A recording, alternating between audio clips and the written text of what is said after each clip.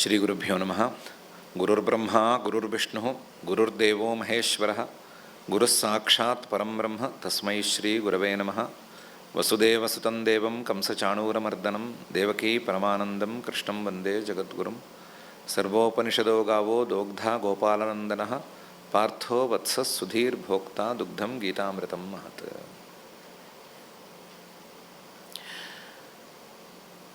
పదమూడవ అధ్యాయంలో పురుష ప్రకృతిస్థో హి భుంక్తే ప్రకృతిజాన్ గుణాన్ అనే మాట అన్నాడు పరమాత్మ. కారణం గుణసంగోస్య సదసద్యోని జన్మసు అని కూడా అన్నాడు. ఈ రెండు మాటలకి వివరణ ఖచ్చితంగా ఇవ్వాలి. అసలు ప్రకృతి ఏంటి, ప్రకృతి తాలూకు గుణాలేంటి, ఆ గుణాలతో ఈయన కలవటం ఏంటి, ఆ గుణసంగం ఏంటి, గుణసంగం అనేది సదసద్యోని జన్మలకు కారణమవ్వటం ఏంటి, ఇలాంటి విషయాలన్నీ తేలాలి. తేల్చడానికి 14వ అధ్యాయాన్ని గుణత్రయ విభాగ యోగాన్ని పరమాత్మ ప్రారంభిస్తున్నాడు. శ్రీ భగవానువాచ పరం భూయః ప్రవక్ష్యామి జ్ఞానానాం జ్ఞానముత్తమం యజ్ఞాత్వా మునయః సర్వే పరాం సిద్ధిమితో గతాః. పరం భూయః ప్రవక్ష్యామి, నువ్వు శ్రద్ధగా వింటున్నావు కాబట్టి, అందులోనూ 13వ అధ్యాయం విన్న తర్వాత కూడా కదల్లేదు కాబట్టి పరం భూయః ప్రవక్ష్యామి, నేను ఇంకా కూడా నీకు చెప్తాను. జ్ఞానానాం జ్ఞానముత్తమం, ఇంకా కూడా ఉత్తమమైన జ్ఞానాన్ని గురించి చెప్తాను. యజ్ఞాత్వా మునయః సర్వే, ఏ జ్ఞానాన్ని సాధించినటువంటి మునులందరూ కూడా పరాం సిద్ధిమితో గతాః, ఇప్పుడున్న స్థితి నుంచి ఉత్తమ స్థితికి వెళ్ళారు, ఉన్నత స్థాయికి వెళ్ళారు. అలాంటి జ్ఞానాన్ని, జ్ఞానానికి కావలసినటువంటి విషయాల్ని, ఆ జ్ఞాన సాధనాన్ని నేను నీకు చెప్తాను. ఇదం జ్ఞానముపాశ్రిత్య మమ సాధర్మ్యమాగతాః సర్గేపి నోపజాయంతే ప్రళయే న వ్యథంతి చ. ఈ జ్ఞానం అనేది గనక వస్తే, ఈ జ్ఞానం ఉపాశ్రిత్య, ఈ జ్ఞానాన్ని గనక, ఈ జ్ఞాన సాధనాన్ని గనక అనుష్ఠానం చేసుకుంటే, ఇదం జ్ఞానం ఉపాశ్రిత్య మమ సాధర్మ్యమాగతాః, నాతో సమానమైపోతారు. నాతో సమానం ఎలా అవుతారు? కర్తృత్వాదుల్ని విడిచిపెట్టేసుకుంటే నాకు వారికి తేడా ఉండదు కదా, సమానమైపోతాం కదా. నిరంజన పరమం సామ్యముపైతి అని కదా ఉపనిషద్వాక్యం. కాబట్టి నాతో సాధర్మ్యాన్ని పొందుతారు. మమ సాధర్మ్యమాగతాః. వాళ్ళు కారణం గుణసంగోస్య సదసద్యోని జన్మసు అని చెప్పినప్పుడు వాళ్ళకి జన్మలు మరణాలు ఉన్నాయని చెప్పుకున్నాం కదా. ఆ జన్మ మరణాలకు దూరంగా ఉంటారు. సర్గేపి నోపజాయంతే, ఏంటి మామూలుగా పుట్టకపోవటం కాదు, సృష్టికాలంలో కూడా పుట్టరు. సృష్టి తప్పనిసరైనప్పుడు, అందరికీ తప్పనిసరైనప్పుడు కూడా వాళ్ళకి మాత్రం జన్మ ఉండదు. ప్రళయే నవ్యథంతి చ, అన్నిటికీ ప్రళయం రావాల్సి ఉండగా, అప్పుడు అందరూ కరిగిపోవలసే ఉండగా, అందరూ బాధపడవలసే ఉండగా, వీళ్ళు మాత్రం ఏమాత్రం బాధపడరు. ప్రళయంలో వాళ్ళకేమీ ప్రళయం రాదు. సృష్టి ప్రళయాలతో కూడా సంబంధం లేకుండా నా యొక్క సాధర్మ్యం, నా యొక్క స్థితిని పొంది ఆనందంగా గడుపుతారు. అంత జ్ఞానాన్ని నేను నీకు చెప్తాను, చాలా జాగ్రత్తగా విను.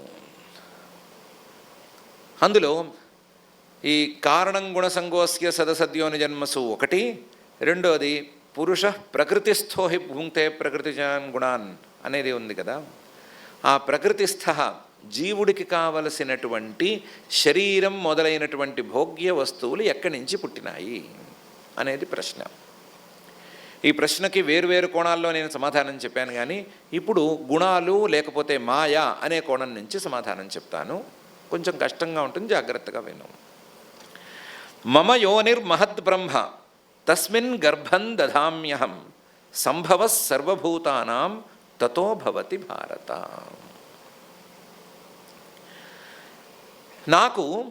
నాకు ఏ పనైనా చేయాలి అంటే మంచి సాధనం, మంచి పనిముట్టు, మంచి ముడిసరుకు ఒకటి ఉంది.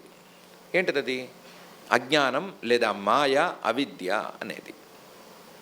దాన్ని ఏదో విడదీసి చూడాలి అంటే త్రిగుణాత్మిక మూల ప్రకృతి అని అంటాం, కానీ అంతదాకా వెళ్ళక్కర్లా, మాయా అని చెప్పుకుంటే సరిపోతుంది. ఇది మమ యోనిర్మహద్బ్రహ్మ, ఇది నాకు కావలసినటువంటి స్థానం. నేనైనా పని చేయాలంటే ఎక్కడో చోట నుంచోవాలి కదా, ఆ నుంచోవలసిన చోటు లేదు. యా మా సా మాయా అది వేరే వ్యవహారము, కానీ ఏదో ఉండాలి కదా స్థానం. ఆ స్థానం ఏది? మాయా. దీనికి మహత్ బ్రహ్మ అని పేరు. ఎలా మహత్ అయింది ఇది అంటే, అన్నిటికంటే మిగతా పదార్థాలన్నిటికంటే ఇది పెద్దది కాబట్టి మహత్ అయింది. దీనికి కూడా బ్రహ్మ అని పేరు. కారణాలు చాలా ఉన్నాయి, కానీ అందులో 2 కారణాలు. ఒకటి, ఎలాగైతే పరమాత్మ అన్ని పదార్థాలకు ఆశ్రయం అంటున్నారో, అలాగే మాయ నిజానికి అన్ని పదార్థాలకి ఆశ్రయం. మాయ తాలూకు పదార్థాలే కదా నేను, కాబట్టి మాయ అన్ని పదార్థాలకు ఆశ్రయం. కాబట్టి బ్రహ్మ బృహత్వాత్, పెద్దది కాబట్టి, అన్నిటినీ తనలో భరిస్తుంది కాబట్టి, ఇముడ్చుకుంటుంది కాబట్టి దీనికి బ్రహ్మ అని పేరు. ఇంకొక కారణం కూడా ఉంది. మాయ అనేది ఒక శక్తి.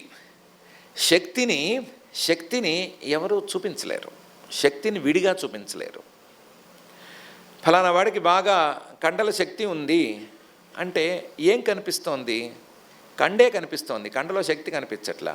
అది బలుపో బాపో ఎవరికీ తెలియదు, ఉన్నదేదో కనిపిస్తోంది. శక్తి ఉంది అని దాన్ని చూపించటమే. శక్తిని విడదీసి చూపించటం అనేది ఎవ్వరి వల్ల కాదు. ఈ మాయ అనేది కూడా పరమేశ్వరుడి యొక్క శక్తి. ఈ శక్తి కాబట్టి శక్తిని పరమేశ్వరుణ్ణి విడివిడిగా చూపించటం అనేది అయ్యే పని కాదు. శక్తిమతో అభేద అని చెప్పి సంతృప్తి పడాలి. కాబట్టి ఒకవేళ శక్తిని చూపించాలంటే, కండల్లోని శక్తిని చూపించాలంటే కండల్నే చూపించినట్లుగా, ఈ శక్తిని మాయను చూపించాలి అంటే బ్రహ్మనే చూపించాలి.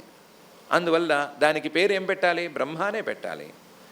కండశక్తి, పిక్క బలం అంటాం కదా, ఎక్కడుంది ఆ పిక్క బలం అంటే పిక్కనే చూపిస్తాము.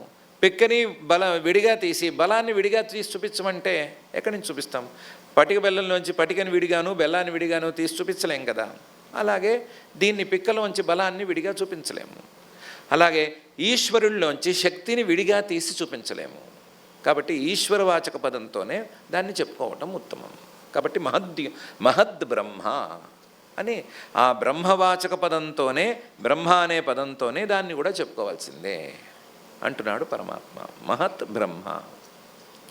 తస్మిన్ గర్భం దధామ్యహం, నేను బీజం కదా, నేను బీజాన్ని కాబట్టి నేను అందులో ఒక అంకురాన్ని, ఒక మొలకని ఏర్పాటు చేస్తాను. తస్మిన్ గర్భం దధామ్యహం. ఆ అంకురానికి పేరు హిరణ్యగర్భ అని. హిరణ్యగర్భుడు సవై శరీరీ ప్రథమ అని ఆయనకి పేరు. ఆయన మొదటి మొలక. ఈ మొదటి మొలక అయినటువంటి హిరణ్యగర్భుడి ద్వారా సంభవ సర్వభూతానాం తతో భవతి. హిరణ్యగర్భుడి ద్వారా మిగతా సృష్టి మొత్తం నడుస్తుంది. నేను మొదటి మొలకకి సాక్షాత్తుగా కారణమవుతాను. మిగతా వ్యవహారం అంతా కూడా హిరణ్యగర్భుడు చూసుకుంటాడు. ఆయన కూడా డైరెక్ట్గా ఏం చేయడు. ఆయన కొంతమందిని సృష్టి చేసి పెడతాడు. సృష్టి చేసి మీరు ఈ పని చేయండి, మీరు ఈ పని చేయండి అంటాడు. వాళ్ళు కూడా ఉత్తినే కూర్చోరు. వాళ్ళు కొంతమందిని సృష్టి చేస్తారు. చేసి మీకు ఈ సృష్టిలని చెప్తారు. చెప్పి వాళ్ళు ఎవరికి వాళ్ళు పనులు చేస్తారు. చేసేటప్పటికి అబ్బో ఇంత పెద్ద సృష్టి తయారవుతుంది. మమ యోనిర్మహద్బ్రహ్మ తస్మిన్ గర్భం దధామ్యహం సంభవ సర్వభూతానాం తతో భవతి భారత. సర్వయోనిషు కౌంతేయ మూర్తయ సంభవంతి యాః తాసాం బ్రహ్మ మహద్యోని అహం బీజప్రదః పితః. సర్వయోనిషు కౌంతేయ మూర్తయ సంభవంతి యాః. రకరకాల ప్రాణుల్లో రకరకాల ఆకారాలతో రకరకాల శరీరాలు ఏర్పడుతున్నాయి కదా. కుక్క అనేది ఒక శరీరం, నక్క అనేది ఒక శరీరం. ఏ జీవరాశుల్లో ఆ జీవరాశికి ప్రత్యేకించిన శరీరం ఒకటి, మళ్ళీ ఏ జీవానికి ఆ జీవం ప్రత్యేకించిన శరీరం ఒకటి. మూర్తయ, రకరకాల ఆకారాలు. ఒక ఆకారంతో మరొక ఆకారం పోలదు. ఈ ఆకారం వేరు, ఆకారం వేరు. మనకి తేడాలు చూడడం చేత కాదు. మన కంటికి అన్ని రకాల భేదాలను గుర్తించే శక్తి లేదు. కాబట్టి కుక్కలన్నీ కుక్కలుగా కనిపిస్తాయి, నక్కలన్నీ నక్కలుగా కనిపిస్తాయి అంతేను. కొన్నిసార్లు అలాంటి వాడికి కుక్కలకి నక్కలకి తేడా కూడా తెలియదు. ఏది కుక్కో ఏది నక్కో కూడా అర్థం కాదు. మూర్తయ, కాకపోతే ప్రతి వస్తువు విభిన్నంగానే ఉంది. ప్రతి వస్తువు తన జాతితో మరొక జాతితో విభిన్నంగానే ఉంది. అన్నీ విభిన్నంగానే ఉన్నాయి. ఈ విభిన్నమైనటువంటి వస్తువులకి తాసాం బ్రహ్మ మహద్యోని, ఒకే ఒక ప్రకృతి అనేది కారణం. విభిన్నమైన వస్తువులకి ఒక ప్రకృతి కారణం. అహం బీజప్రద పిత, నేను ఏదో మొలకెత్తించేవాడిని, తండ్రి లాంటి వాడినే కానీ నాకేమీ సాక్షాత్తుగా దాంతో సంబంధం లేదు. అయితే మనం కిందటి అధ్యాయంలో ఒక మాట అనుకున్నాం గట్టిగాను, ఒకదాని నుంచి గనక అనేక పదార్థాలు వచ్చే మాట అయితే అది నిజం కాదు, నిజం కావడానికి వీల్లేదు. ఒకే పదార్థం నుంచి అనేక పదార్థాలు పుట్టవు. వేర్వేరు పదార్థాల నుంచి అయితే గనక ఎన్నైనా పుట్టచ్చు. ఏమో ఆ సంగీతం వాళ్ళు సారీ గామా పాదాని అని 7 అక్షరాలు చూపిస్తారు, ఓ రాగాల మీద రాగాలు రాగాల మీద రాగాలు రాసేస్తారు. అందులో కూడా 7 అక్షరాలతో ఏం ముందు వెనక పెట్టి ఏం వరుస పెట్టి పాడతారో కానీ మార్పు వినిపిస్తుంది. ఏం పాడుతున్నారో అర్థం కాదు కానీ మార్పు తెలుస్తూ ఉంటుంది. ఉన్నవి 7 అక్షరాలే కానీ మార్పులు కనిపిస్తున్నాయి. కాబట్టి వేర్వేరు పదార్థాలైతే కాంబినేషన్స్తో వేరువేరు పదార్థాలను తయారు చేయొచ్చు. మరి ఒకే పదార్థం నుంచి అయితే అది భ్రమ తప్ప వేరే కాకూడదు అని నిర్ణయించుకున్నాం కదా. ఆ నిర్ణయం నిజానికి పరమాత్మ చేసిన నిర్ణయమే. ఒక పదార్థం పరమాత్మ అయితే, బ్రహ్మతత్వం అయితే, అందులోంచి పుట్టేవి అనుకునే దృష్టి అయితే మొత్తం భ్రమే లెక్క. ఈ ప్రకృతి నుంచి పుడతాయి అని చెప్పినప్పుడు మాత్రం ప్రకృతి ఒకటి కాదు, ప్రకృతి అంటే 3.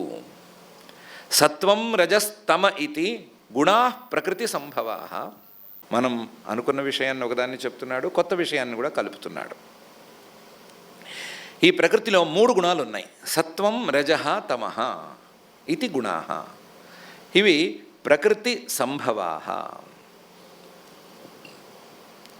ప్రకృతిలోనే భాగం, ప్రకృతి నుంచి పుట్టుకొచ్చినవి కావు, ప్రకృతిలోనే భాగమైనవి. ప్రకృతి అంటేనే ఈ 3 గుణాల సమాహారం. 3 గుణాల సమాహారం కాబట్టి ఈ 3 గుణాల సమాహారంలో మార్పులు, కాంబినేషన్స్ బట్టి పదార్థాలు ఎన్నైనా తయారు కావచ్చు. మనకి 2 ఉన్నా చాలు, అలాంటిది 3 దొరికింది. 3 దొరికింది కాబట్టి ఎంతైనా కలుపుకోవచ్చు. ఎన్ని రంగులనైనా ఈ రంగుల నుంచి సృష్టి చేసుకోవచ్చు. తెలుపు, ఎరుపు, నలుపు, ఈ 3 రంగులు చాలేమో బహుశా. నలుపుని కొంచెం తెలుపుతో కలిపితే గ్రీనిష్ కలర్ వస్తుందేమో కదా, లైట్గా గ్రే కలర్ వస్తుంది. ఇంకొంచెం జాగ్రత్తగా కలిపితే గ్రీన్ కూడా వస్తుందేమో. కాబట్టి పోనీ రంగులు ఎలా పోయినా ఈ సత్వం రజస్తమః అనే 3 గుణాల సమాహారంతో మాత్రం ఈ విభిన్నమైన ప్రపంచం రావటానికి పూర్తి అవకాశం ఉంది. మనం గనక సౌకర్యానికి విడదీసుకుని జాగ్రత్తగా చూసుకుంటే పరమాత్మ ఒక్కడే అయిన పరమాత్మ నుంచి ఈ సృష్టి వచ్చింది అని చెప్పినప్పుడల్లా ఈ సృష్టి వాస్తవం కాదు అని చెప్పినట్లే. ఈ ప్రకృతి అనేది 3 గుణాలు, ఈ 3 గుణాల వల్ల ఈ సృష్టి మొత్తం వచ్చింది అని చెప్పినప్పుడల్లా ఈ ప్రకృతి ఎంతవరకు సత్యమో ఈ ప్రపంచం అంతా కూడా అంతవరకు సత్యం అని చెప్పినట్లే. ప్రకృతి సత్యత్వం తేలిపోతే ఈ వీటి సత్యత్వం కూడా తేలిపోవాలి కదా. కాబట్టి అది ఎంతవరకు ఉందో ఇది ఎంతవరకు ఉన్నట్లే అనే 2 అంశాలు మనం తేల్చుకోగలగచ్చు దీనివలన. దీంతో పాటుగా ఈ 3 గుణాలకే ఒక స్వభావం ఉంది. గుణం అంటే తాడు అనే అర్థం కూడా ఉంది సంస్కృతంలోను. కాబట్టి ఈ గుణం అనే పదానికి తగ్గట్లుగా వీటికి ఒక స్వభావం ఉంది. ఏంటి? నిబద్ధనంతి, కట్టి పారేస్తాయి.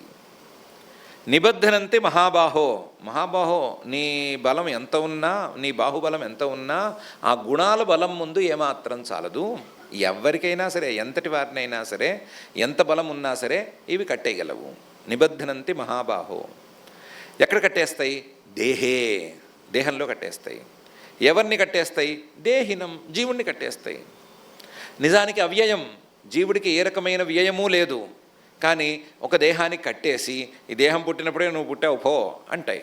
ఈ దేహం కనుక ఏ కారణంతోనైనా పడిపోతే నువ్వు కూడా పోయినట్టే పో అని అంటాయి.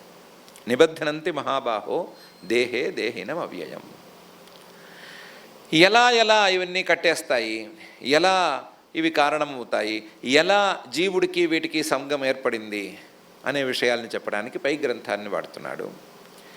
తత్ర సత్వం నిర్మలత్వాత్ ప్రకాశకమనామయం సుఖసంగేన బధ్నాతి జ్ఞానసంగేన చానఘ. తత్ర వీటిల్లో సత్వం అనేది మొదటి గుణం. ఈ సత్వం నిర్మలమైనటువంటి గుణం. మిగతా 2 గుణాల కంటే సత్వం అనేది నిర్మలమైన గుణం. సత్వం అనేది సహజంగానే ఒక మాలిన్యం, కాకపోతే మాలిన్యంలో కూడా మంచి మాలిన్యం అంతే కదా. మనకి అంటుకునే దుమ్ము, అంటుకోని దుమ్ము అని 2 రకాల దుమ్ములను పెట్టుకోవచ్చు. లేదా మా వరకైతే పంచల్ని పాడు చేసే దుమ్ము, పాడు చేయని దుమ్ము అని చూసుకోవచ్చు. తెలుపు కట్టుకోవడం, తెలుపుని మెయింటైన్ చేయడం చాలా కష్టం కదా.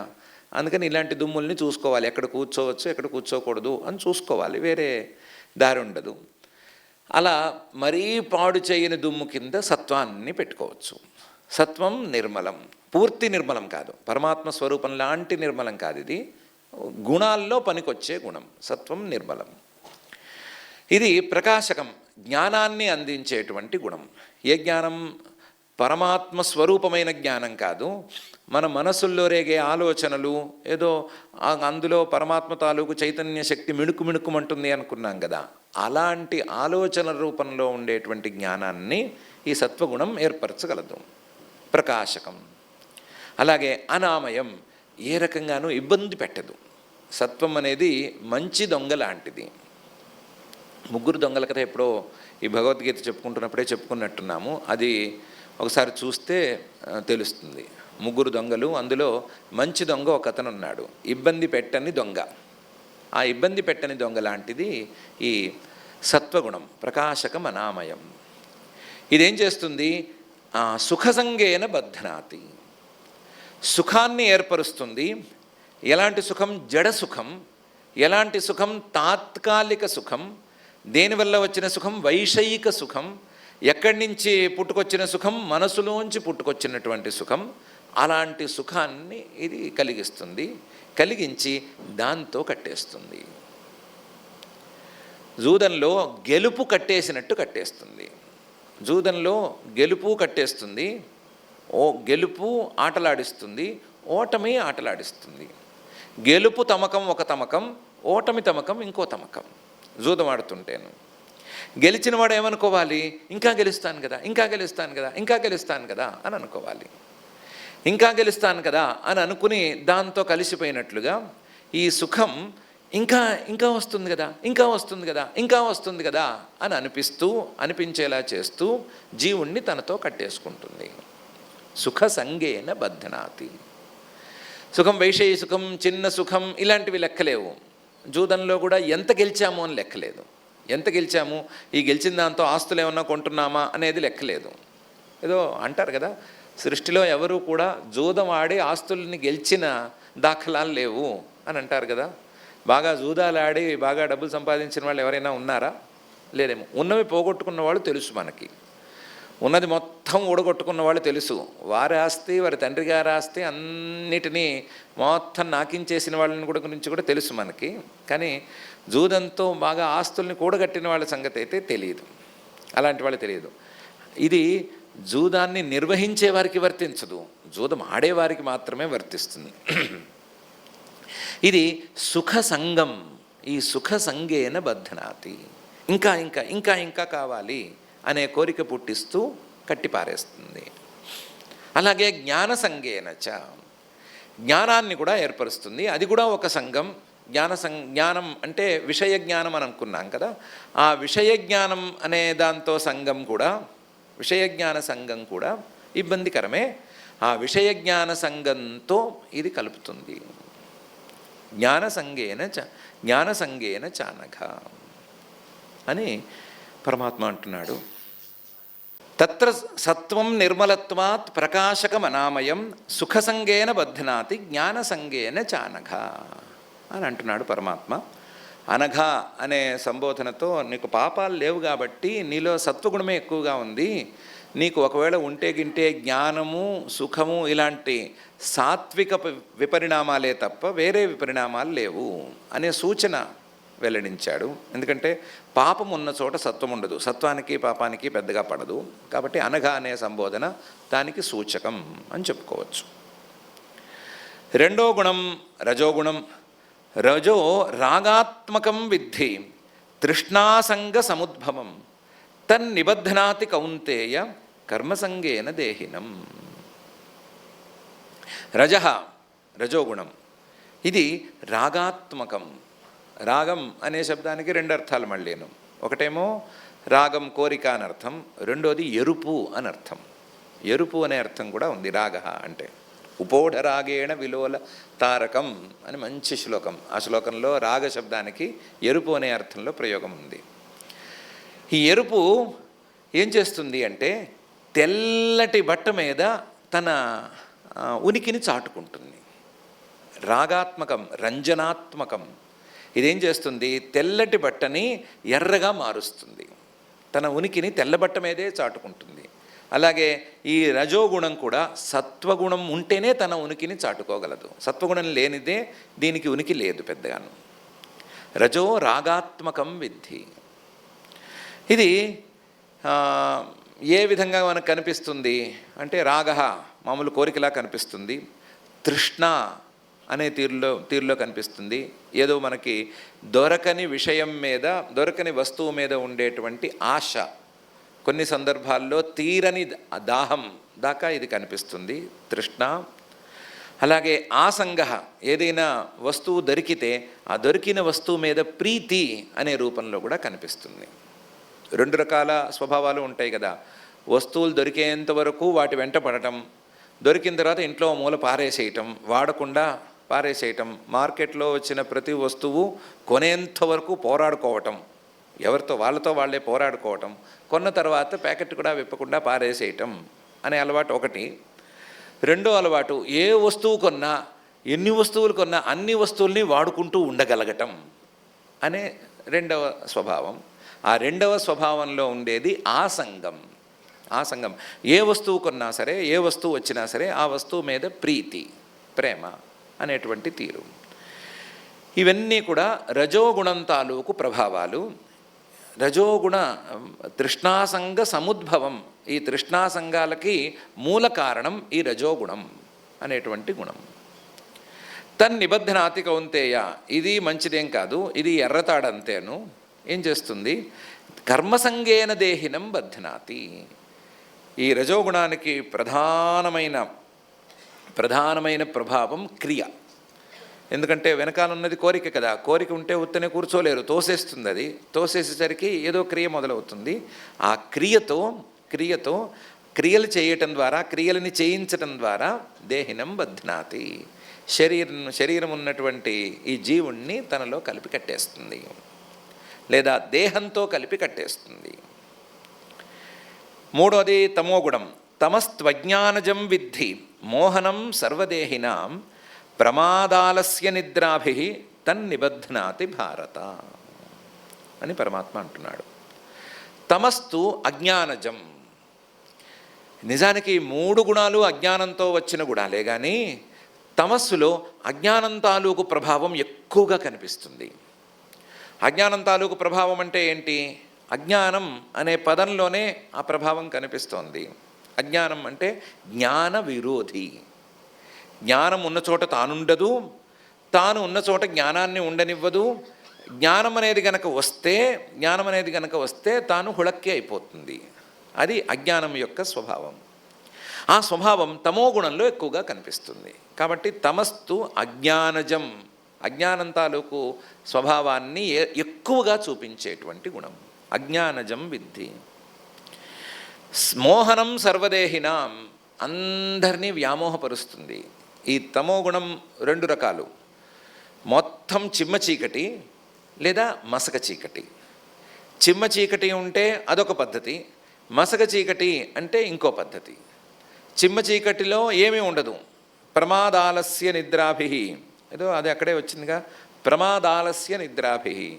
ప్రమాదం చిమ్మ చీకటి కాబట్టి ఏం కనిపించదు, ఆలస్యం బద్ధకంగా ఉంటుంది. చీకటి వస్తే సహజంగా కళ్ళు కుంచుకుపోతాయి, నిద్ర దానంతర అదే పడుతుంది. ఆలస్యం. నిద్రాభి, నిద్ర ఎలాగూ తమోగుణం వలన పడుతుంది. అయితే మసక చీకటి ఏం చేస్తుందంటే భ్రమల్ని కలిగిస్తుంది. ఈ చిమ్మ చీకటి కంటే మసక చీకటి నిజానికి ఇంకా డేంజరస్. ఏ రకంగానైనా సరే ఇది చీకటి లాంటిది కాబట్టి ప్రమాద ఆలస్య నిద్రాభి ఇలాంటివన్నీ చేసి తన్నిబధ్నాతి భారత, అది కట్టేస్తుంది. అని 3 గుణాలను విడదీసి చూపించి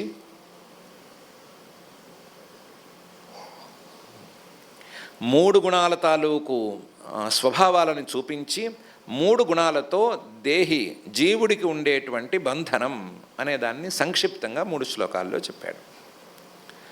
చెప్పిన దాన్ని ఒక శ్లోకంలో మళ్ళీ సంగ్రహంగా చెప్తున్నాడు. సత్వం సుఖే సంజయతి రజః కర్మణి భారత జ్ఞానమావృత్యతు తమః ప్రమాదే సంజయత్యుత అని. సత్వం అనేటువంటి గుణం జీవుణ్ణి సుఖంతో కలిపేస్తుంది, సుఖంతో జీవుడికి సంబంధం కలిగేటట్లు చేస్తుంది, సంజయతి. రజోగుణం కర్మణి సంజయతి. తమోగుణం జ్ఞానం ఆవృత్య జీవుడి యొక్క సహజ స్వరూపమైనటువంటి జ్ఞానాన్ని ఆవరిస్తుంది. జీవుడికి రావలసినటువంటి చిన్న చిన్న మానసిక పరిణామాల రూపంలో ఉండేటువంటి జ్ఞానాలను ఆవరిస్తుంది. జ్ఞానం ఆవృత్యతు తమోగుణం ప్రమాదే సంజయతి, రకరకాల తప్పిదాలకి కారణమవుతుంది. జ్ఞానం లేని చోటల్లా తప్పనిసరిగా తప్పు జరుగుతుంది కదా. జ్ఞానం లేకపోతే ఏమవుతుంది? ముళ్ళు గుచ్చుకుంటాయి. జ్ఞానం లేకుండా కంటికి కనిపించకుండా అడుగు తీసి అడుగు వేస్తే ఏమవ్వచ్చు? ఏమైనా కావచ్చు. ముళ్ళు గుచ్చుకోవచ్చు, రాళ్ళు గుచ్చుకోవచ్చు, ఏమైనా కావచ్చు. ప్రమాదే సంజయతి, రకరకాల ప్రమాదాలని కొని తెచ్చిపెడుతుంది అని. సత్వం సుఖే సంజయతి రజః కర్మణి భారత జ్ఞానం ఆవృత్యతు తమః ప్రమాదే సంజయత్యుత అనే శ్లోకంలో పరమాత్మ చెప్తున్నాడు. ఉన్నవి 3 గుణాలే కదా. 3 గుణాలు గనక ఉంటే ఇంత విచిత్రమైన ప్రపంచం ఎలా కుదురుతుంది అనేది ప్రశ్న. సుమారుగా మనం సమాధానం చెప్పుకున్న ప్రశ్న ముందే చెప్పేసుకున్నాము. అసలు 3 గుణాలు గనక ఉంటే కార్యంలో కనిపించేటువంటి ప్రపంచంలో వైచిత్ర్యం అనేది ఎలా కుదురుతుంది అనేది దీనికి దగ్గరగా ఉండే మరొక ప్రశ్న. ఆ ప్రశ్నలకు సమాధానంగా రజస్తమశ్చాభిభూయ సత్వం భవతి భారత రజస్సత్వం తమశ్చైవ తమస్సత్వం రజస్తథా అని అంటున్నాడు. ఈ గుణాలు సమంగా ఉన్నప్పుడు ఏ సృష్టి జరగదు. సత్వరజస్తమో గుణానాం సామ్యావస్థ అంటే ఆ సమంగా 3 ఉంటే ఏం జరగదు. కానీ ఈ సత్వం ఒకప్పుడు ఏం చేస్తుందంటే, సత్వం తన తోటి గుణాలు 2 గుణాలు ఉన్నాయి కదా, రజస్సు తమస్సు అని 2 గుణాలు, వాటిని తొక్కేసి తాను పైకి రావాలని చూస్తుంది. సత్వం రజః తమశ్చ అభిభూయ ఆ రెండిటిని తొక్కేసి ఒకప్పుడు ఉద్భవతి పైకి లేస్తుంది. పైకి లేస్తే ఆ సత్వగుణం తాలూకు ప్రభావం కొట్టొచ్చినట్లు కనిపిస్తుంది. సుఖం కావచ్చు, జ్ఞానం కావచ్చు, మరొకటి కావచ్చు, లేదా సద్గుణాలు మొత్తం కావచ్చు, అవన్నీ కూడా కొట్టొచ్చినట్లు కనిపిస్తాయి. ఈ సత్వం ఎంతెంత ఎక్కువైతే ఆ గుణం కొట్టొచ్చినట్లు కనిపిస్తుంది. సత్వం మిగతా గుణాలని ఎంత బాగా తొక్కేయగలుగుతుందో, అంటే అసలు వాటి ఉనికే దాదాపు కనిపించట్లేదు అన్నంత స్థాయిలో దాకా గనక తొక్కేయగలిగితే, ఆ తొక్కేసినప్పుడు ఈ సత్వం తాలూకు ప్రభావం మనకి సర్వోత్కృష్టంగా కనిపిస్తుంది.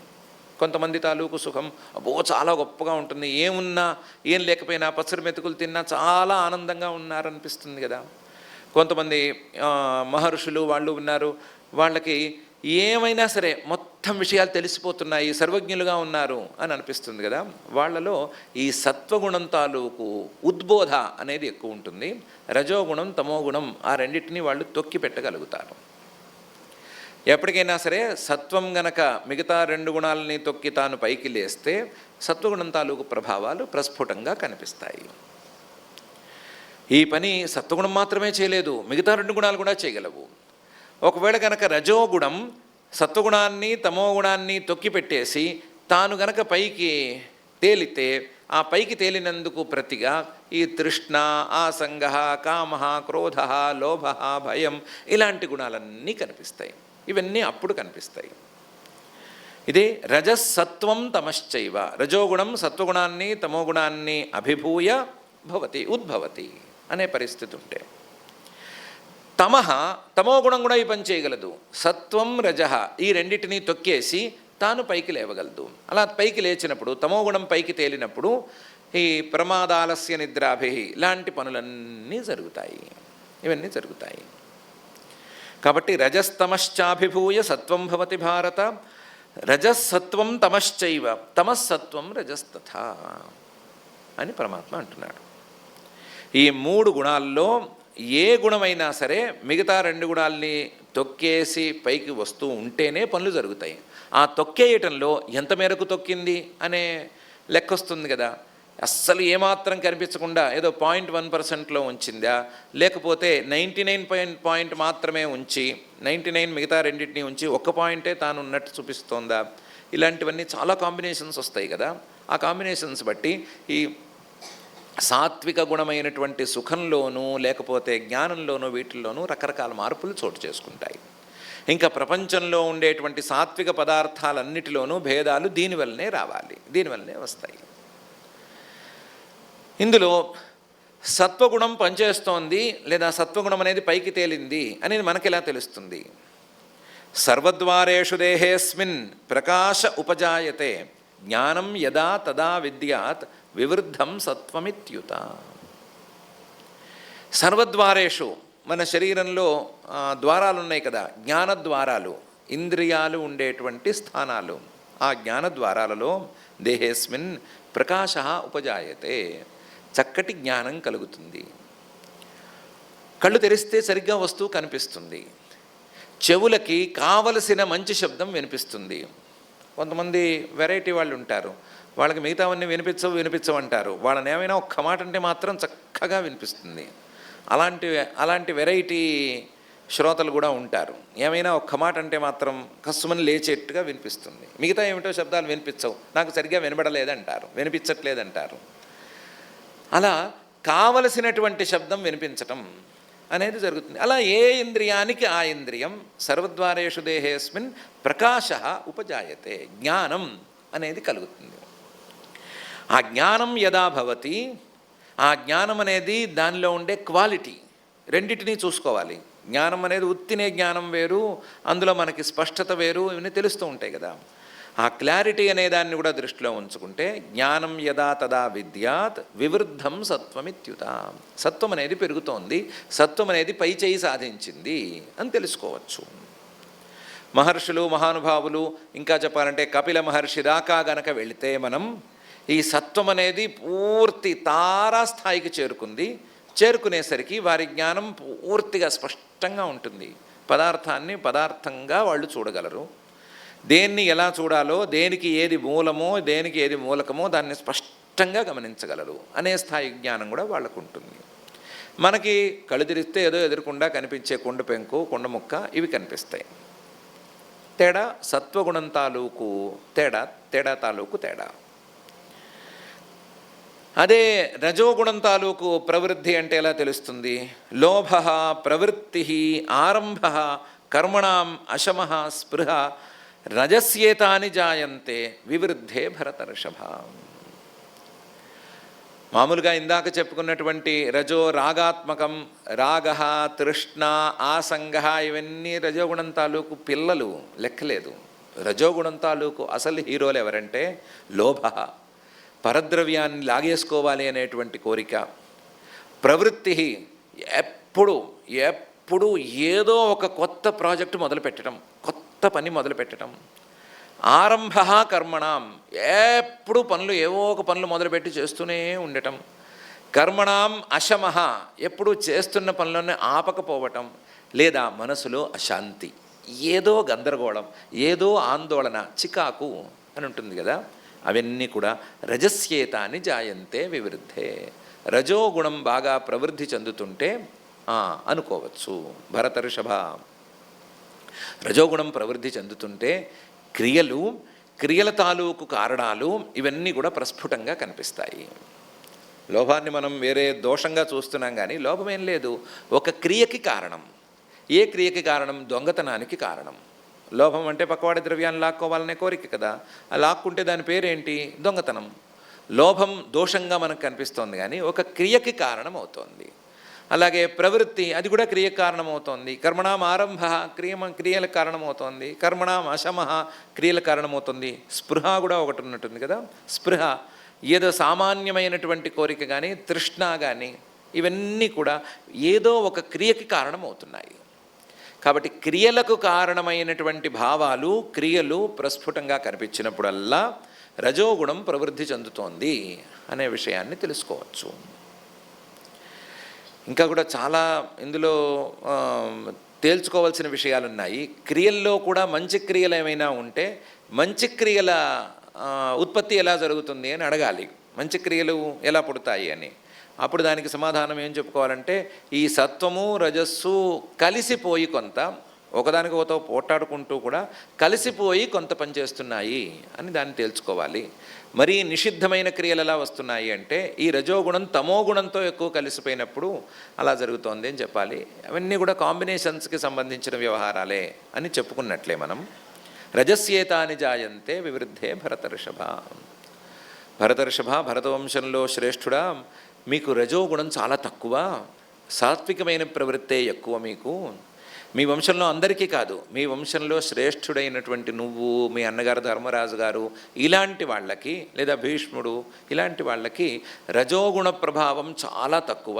అవసరమైనప్పుడు పనిచేయటమే తప్ప రజోగుణం లోభంతో పనిచేయటం అనేది మీకు లేదు అనే సూచనప్రాయంగా వెల్లడించడం అనే అంశం కూడా కనిపిస్తోంది.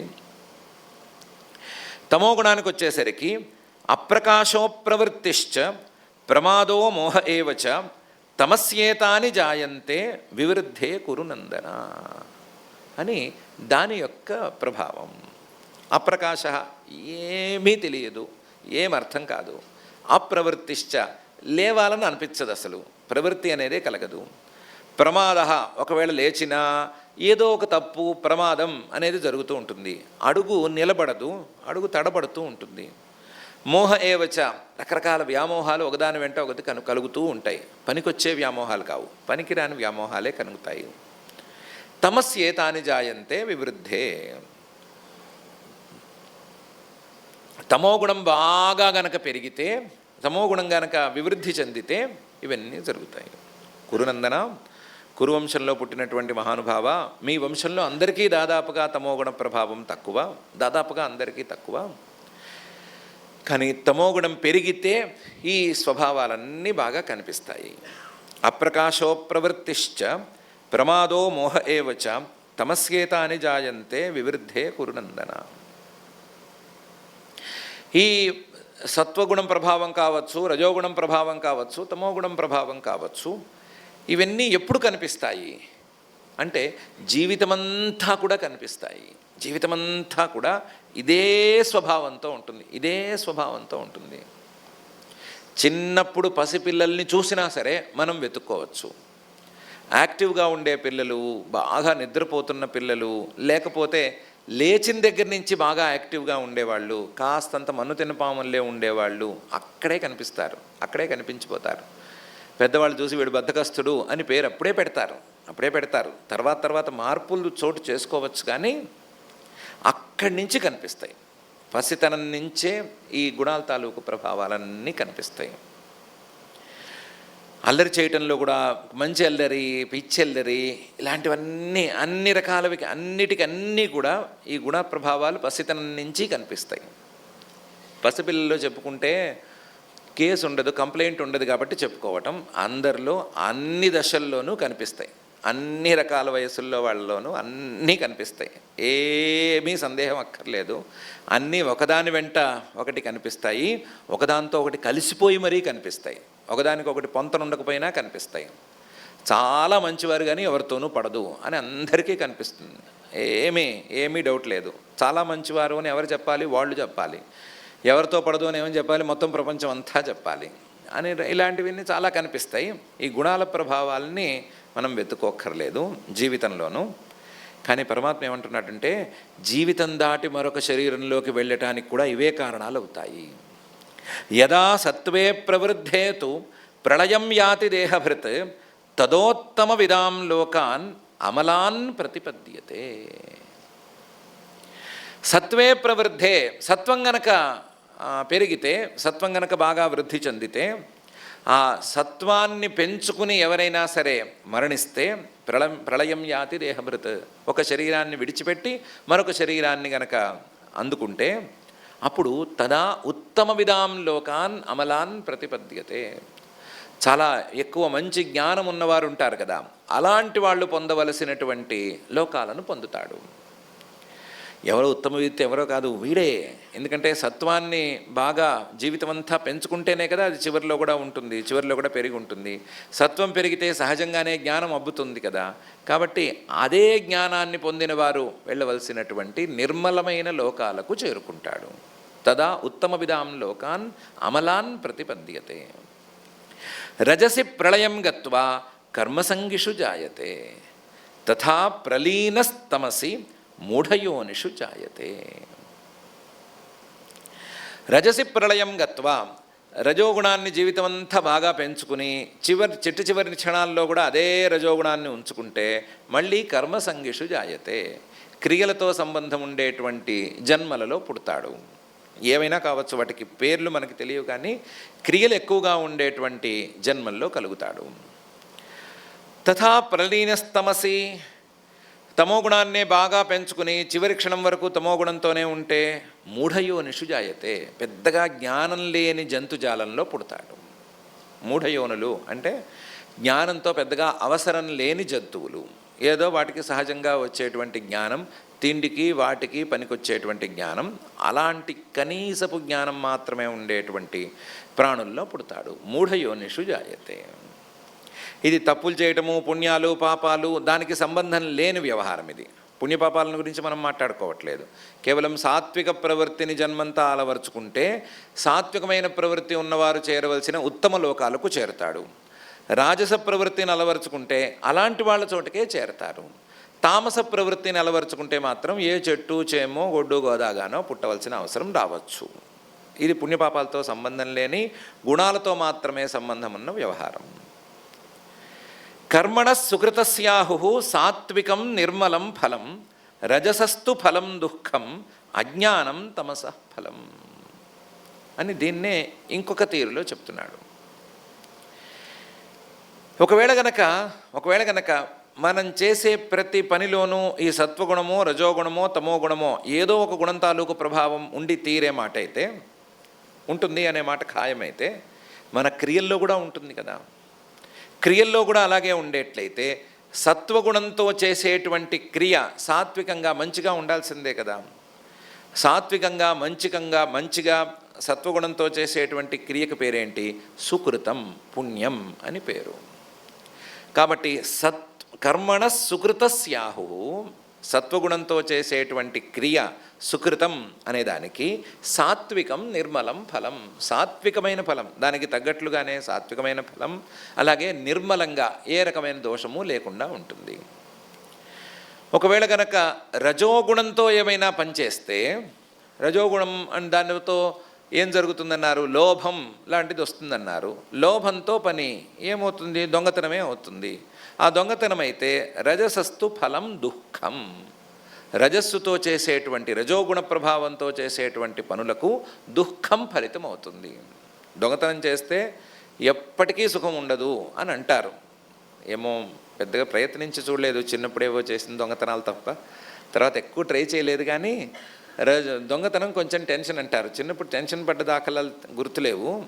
చేసినంతసేపు టెన్షన్గానే ఉంటుంది. తర్వాత ఎవరైనా పట్టుకుంటారేమో అని భయంగా ఉంటుంది. దాన్ని సరిగ్గా అనుభవించలేని లోపం ఉంటుంది. దాంతోపాటుగా అనుభవించలేని లోపంతో పాటుగా శిక్ష అనేది తప్పనిసరిగా ఉంటుంది. ఎప్పటికో ఒకప్పటికి ఇక్కడో పైనో ఎక్కడో చోట శిక్ష అని అనుభవించవలసి ఉంది. కాబట్టి 4 దశల్లోనూ ఎక్కడ సుఖం లేదు. కాబట్టి దొంగతనం అనేది పనికిరాదు అని చెప్పుకోవచ్చు. దొంగతనం కింద పనికిరాదని ఇప్పుడు చెప్పకూడదు.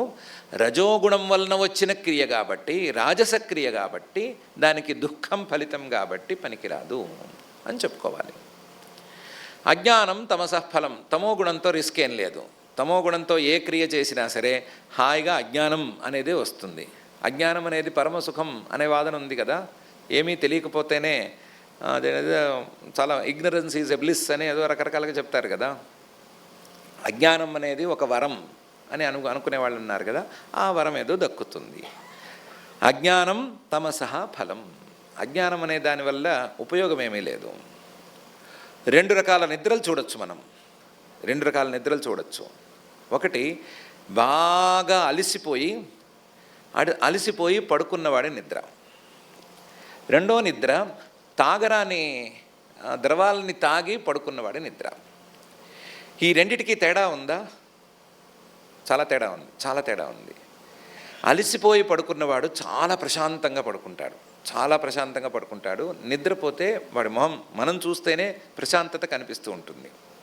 అది ఆ నిద్ర పోవటంలో కూడా ఒక షాన్ అనేది ఉంటుంది. కానీ ఈ తాగుబోతూ ఎక్కడ పడితే అక్కడ అలా పడిపోతాడు, చంగు కారుతూ ఉంటుంది, ఈగలు వాలుతూ ఉంటాయి, ఏమి కదలడు. వాడు నిజంగా విశ్రాంతి తీసుకుంటున్నాడా అనే విషయాన్ని వాడి మొహం చూస్తే మనం కనిపెట్టలేము. లేచిన తర్వాత కూడా మొహం ఫ్రెష్గా ఏముండదు.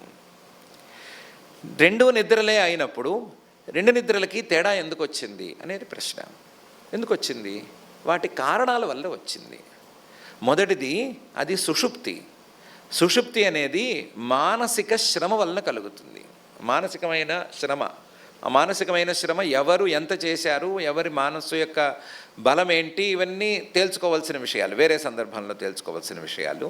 మానసిక శ్రమ వలన కలిగింది సుషుప్తి, ఆ నిద్ర, దాని విశ్రాంతి, దాని గోల వేరు. ఇది మాద్య పదార్థం కదా, మత్తు పదార్థం వలన వచ్చినటువంటిది, అందులో తామస పదార్థం వలన వచ్చినటువంటి నిద్ర. దీనికి విశ్రాంతి పరంగా చూసుకున్నప్పుడు విలువ లేదు. కేవలం అజ్ఞానం, తమహ అని అనుకోవాలి తప్ప, ఏమీ తెలియదని అనుకోవాలే తప్ప దీనివల్ల విశ్రాంతి అనేది రాదు. దానివల్ల విశ్రాంతి వస్తుందనేది భ్రమ అని వాళ్ళే చెప్పుకుంటారు, వాళ్ళే ఒప్పుకుంటారు. మన దాకా ఏమక్కర్లేదు, వాళ్ళని అడిగితే వాళ్ళే వివరంగా చెప్తారు. మనకేమైనా తెలియకపోతే అందులో ఉండేటువంటి కష్టాలన్నీ వివరంగా చెప్తారు. నాకు మంచి స్నేహితుడు ఉండేవాడు, మంచి స్నేహితుడే కానీ పోయాడు. ఆ పోయినవాడు మంచి స్నేహితుడు, మంచి తాగుబోతు. వాడు నాకు వివరంగా చెప్పేవాడు. మంచి తాగుబోతుని ఎందుకు అంటున్నానంటే, ఏ రోజు నన్ను మాత్రం బలవంత పెట్టలేదు. తాగుబోతులకు ఉండే సహజ స్వభావం ఒకటి ఉంటుంది కదా, పక్కవాడిని తాగుబోతు చెయ్యాలి అని. ఆ స్వభావం జోలికి వచ్చేవాడు కదా. బాబాయ్ నువ్వేమీ ఇందులోకి రావద్దనే చెప్పేవాడు. అందులో వాడి కష్టాలన్నీ ఏకరువు పెట్టేవాడు. బాబాయ్ ఇది తాగితే గొంతంతా మంటగా ఉంటుంది అని చెప్పేవాడు. పాపం చాలా మంచివాడు, చాలా మంచి తాగుబోతు, తాగే పోయాడు పాపం. కాబట్టి అందులో సుఖం లేదు, ఇందులో సుషుప్తిలో సుఖం ఉంది అని ఎక్కడి నుంచి చెప్తున్నాము? కారణం నుంచి చెప్తున్నాము. ఆ కారణంలో మాత్రం తేడా ఎక్కడి నుంచి వచ్చింది అంటే సాత్విక తామస భేదంతోనే వచ్చింది. కాబట్టి అజ్ఞానం ఏదో సుఖం అని మనం భ్రమపడనక్కర్లేదు. అజ్ఞానం అనేది ఎప్పుడు కష్టం అనే ఉద్దేశంతోనే ఉండాలి. అజ్ఞానం తమస ఫలం. సత్వాత్ సంజాయతే జ్ఞానం రజసో లోభ ఏవచ ప్రమాద మోహౌ తమసః భవతో జ్ఞానమేవచ అని పరమాత్మ మరొక తీరులో ఈ గుణాల తాలూకు ఫలితాలను కూడా చెప్తున్నాడు. సత్వాత్ సంజాయతే జ్ఞానం, సత్వం వలన జ్ఞానం అనేది కలుగుతుంది. రజసో లోభ ఏవచ, రజోగుణం వలన లోభం అనేది కలుగుతుంది. ప్రమాదం, మోహం ఈ రెండు కూడా తమో గుణం తాలూకు ఫలితాలు. భవతః అజ్ఞానమేవచ, ఏమీ తెలియకపోవటం అనేది కూడా, జ్ఞానాభావ అనేది కూడా తమో గుణం తాలూకు ప్రభావం. ఇది దాదాపు ముందు చెప్పిన దానికే ఒక సంగ్రహంగా మళ్ళీ తిరిగి చెప్పటం అంటాడు. ఉపసంహారం కోసం చెప్పిన మాటలు.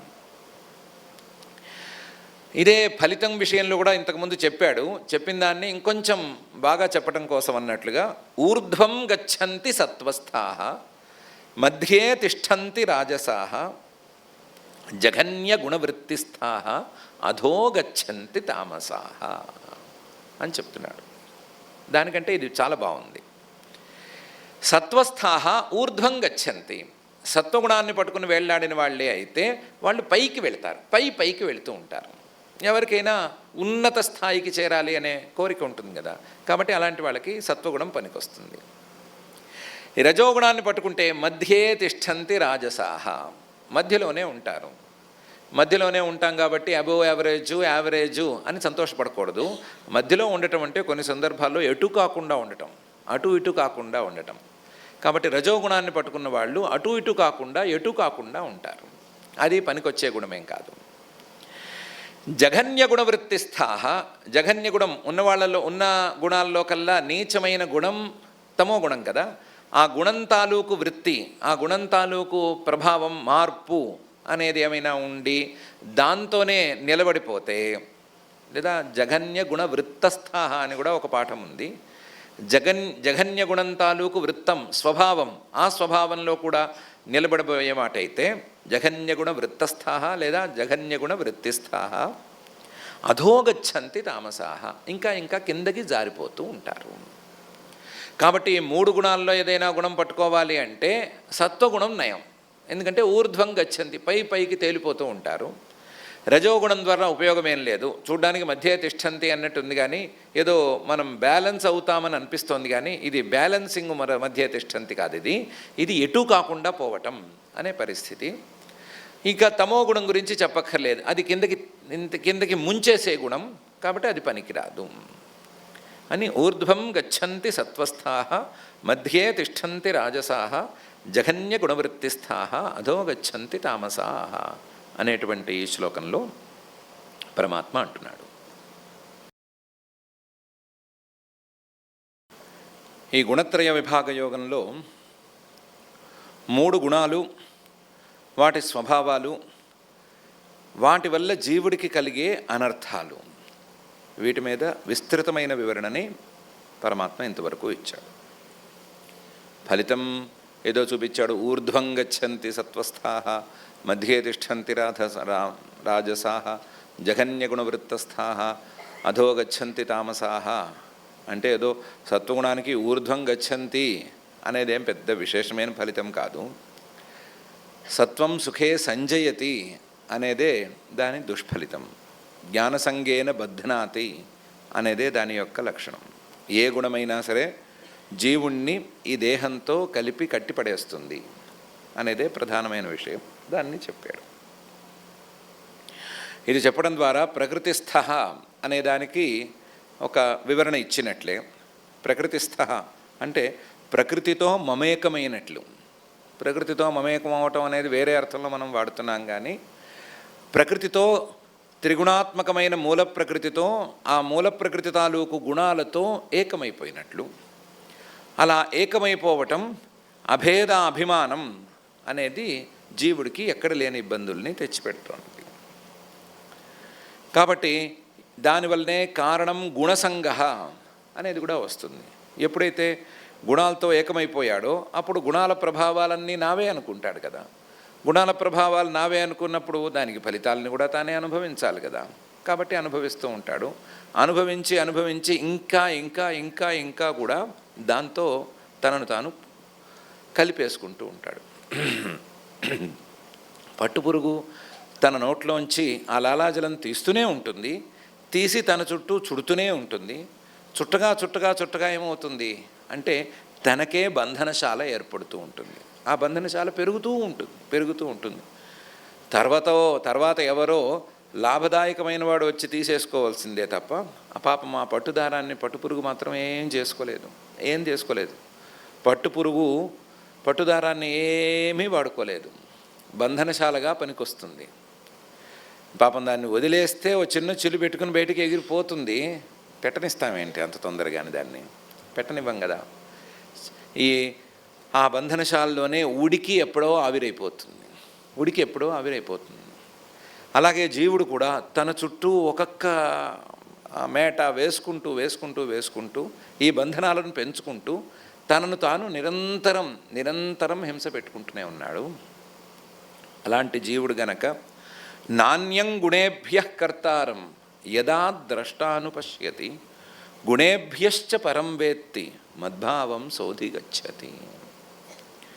అలాంటి జీవుడు గనక అసలు కర్త అనే మాట వచ్చిందంటే అది నేను అవ్వటానికి వీల్లేదు అని అనుకుంటే, కర్త నేను కాదు అంటే పని జరుగుతోంది కదా, జరిగే పనికి కర్తృత్వం ఎవరిని ఎత్తిన వేయాలి అంటే ఆ గుణాలను ఎత్తిన వేస్తే సరి.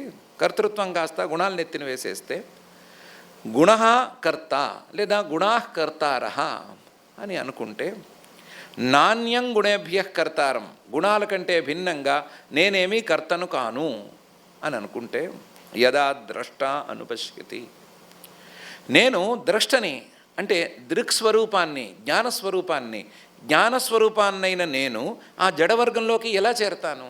జడవర్గంలో చేరటానికి నాకు ప్రవేశం ఏముంది, అక్కడ ప్రవేశం లేదు కదా అని అనుకుంటే, నాణ్యం గుణేభ్య కర్తారం యదా ద్రష్టానుపశ్యతి గుణేభ్యశ్చ పరం వేత్తి. నేను గుణాలతో సంబంధం లేని, గుణాల కంటే అతిరిక్తమైన వాడిని. గుణాల తాలూకు ఏ స్వభావము నాలో కనిపించడం లేదు, గుణాలలో ఉండేటువంటి ఏ వికారము నాలో లేదు అని గనక అనుకుంటే మద్భావం సోధిగచ్చతి. గుణాలతో తనను తాను కలిపి కుట్టుకున్నటువంటి జీవుడు గుణాలను ఆ కుట్లు విడదీసుకుంటే, కుట్లు విడదీసి విడిగా గనక చూసుకుంటే నేనే అవుతాను కదా. మద్భావమేవ సహా అధిగచ్చతి, పరమాత్మ భావాన్నే పొందగలుగుతాడు అని పరమాత్మ చెప్తున్నాడు. దాన్నే ఇంకొక కోణంలో చెప్తున్నాడు. గుణానేతానతీత్యత్రీన్ దేహీ దేహ సముద్భవాన్ జన్మ మృత్యు జరా దుఃఖై విముక్తో మృతమశ్నుతే అని. గుణాన్ ఏతాన్ అతీత్యత్రీన్, గుణాలని 3 గుణాలను దాటి రావాలి.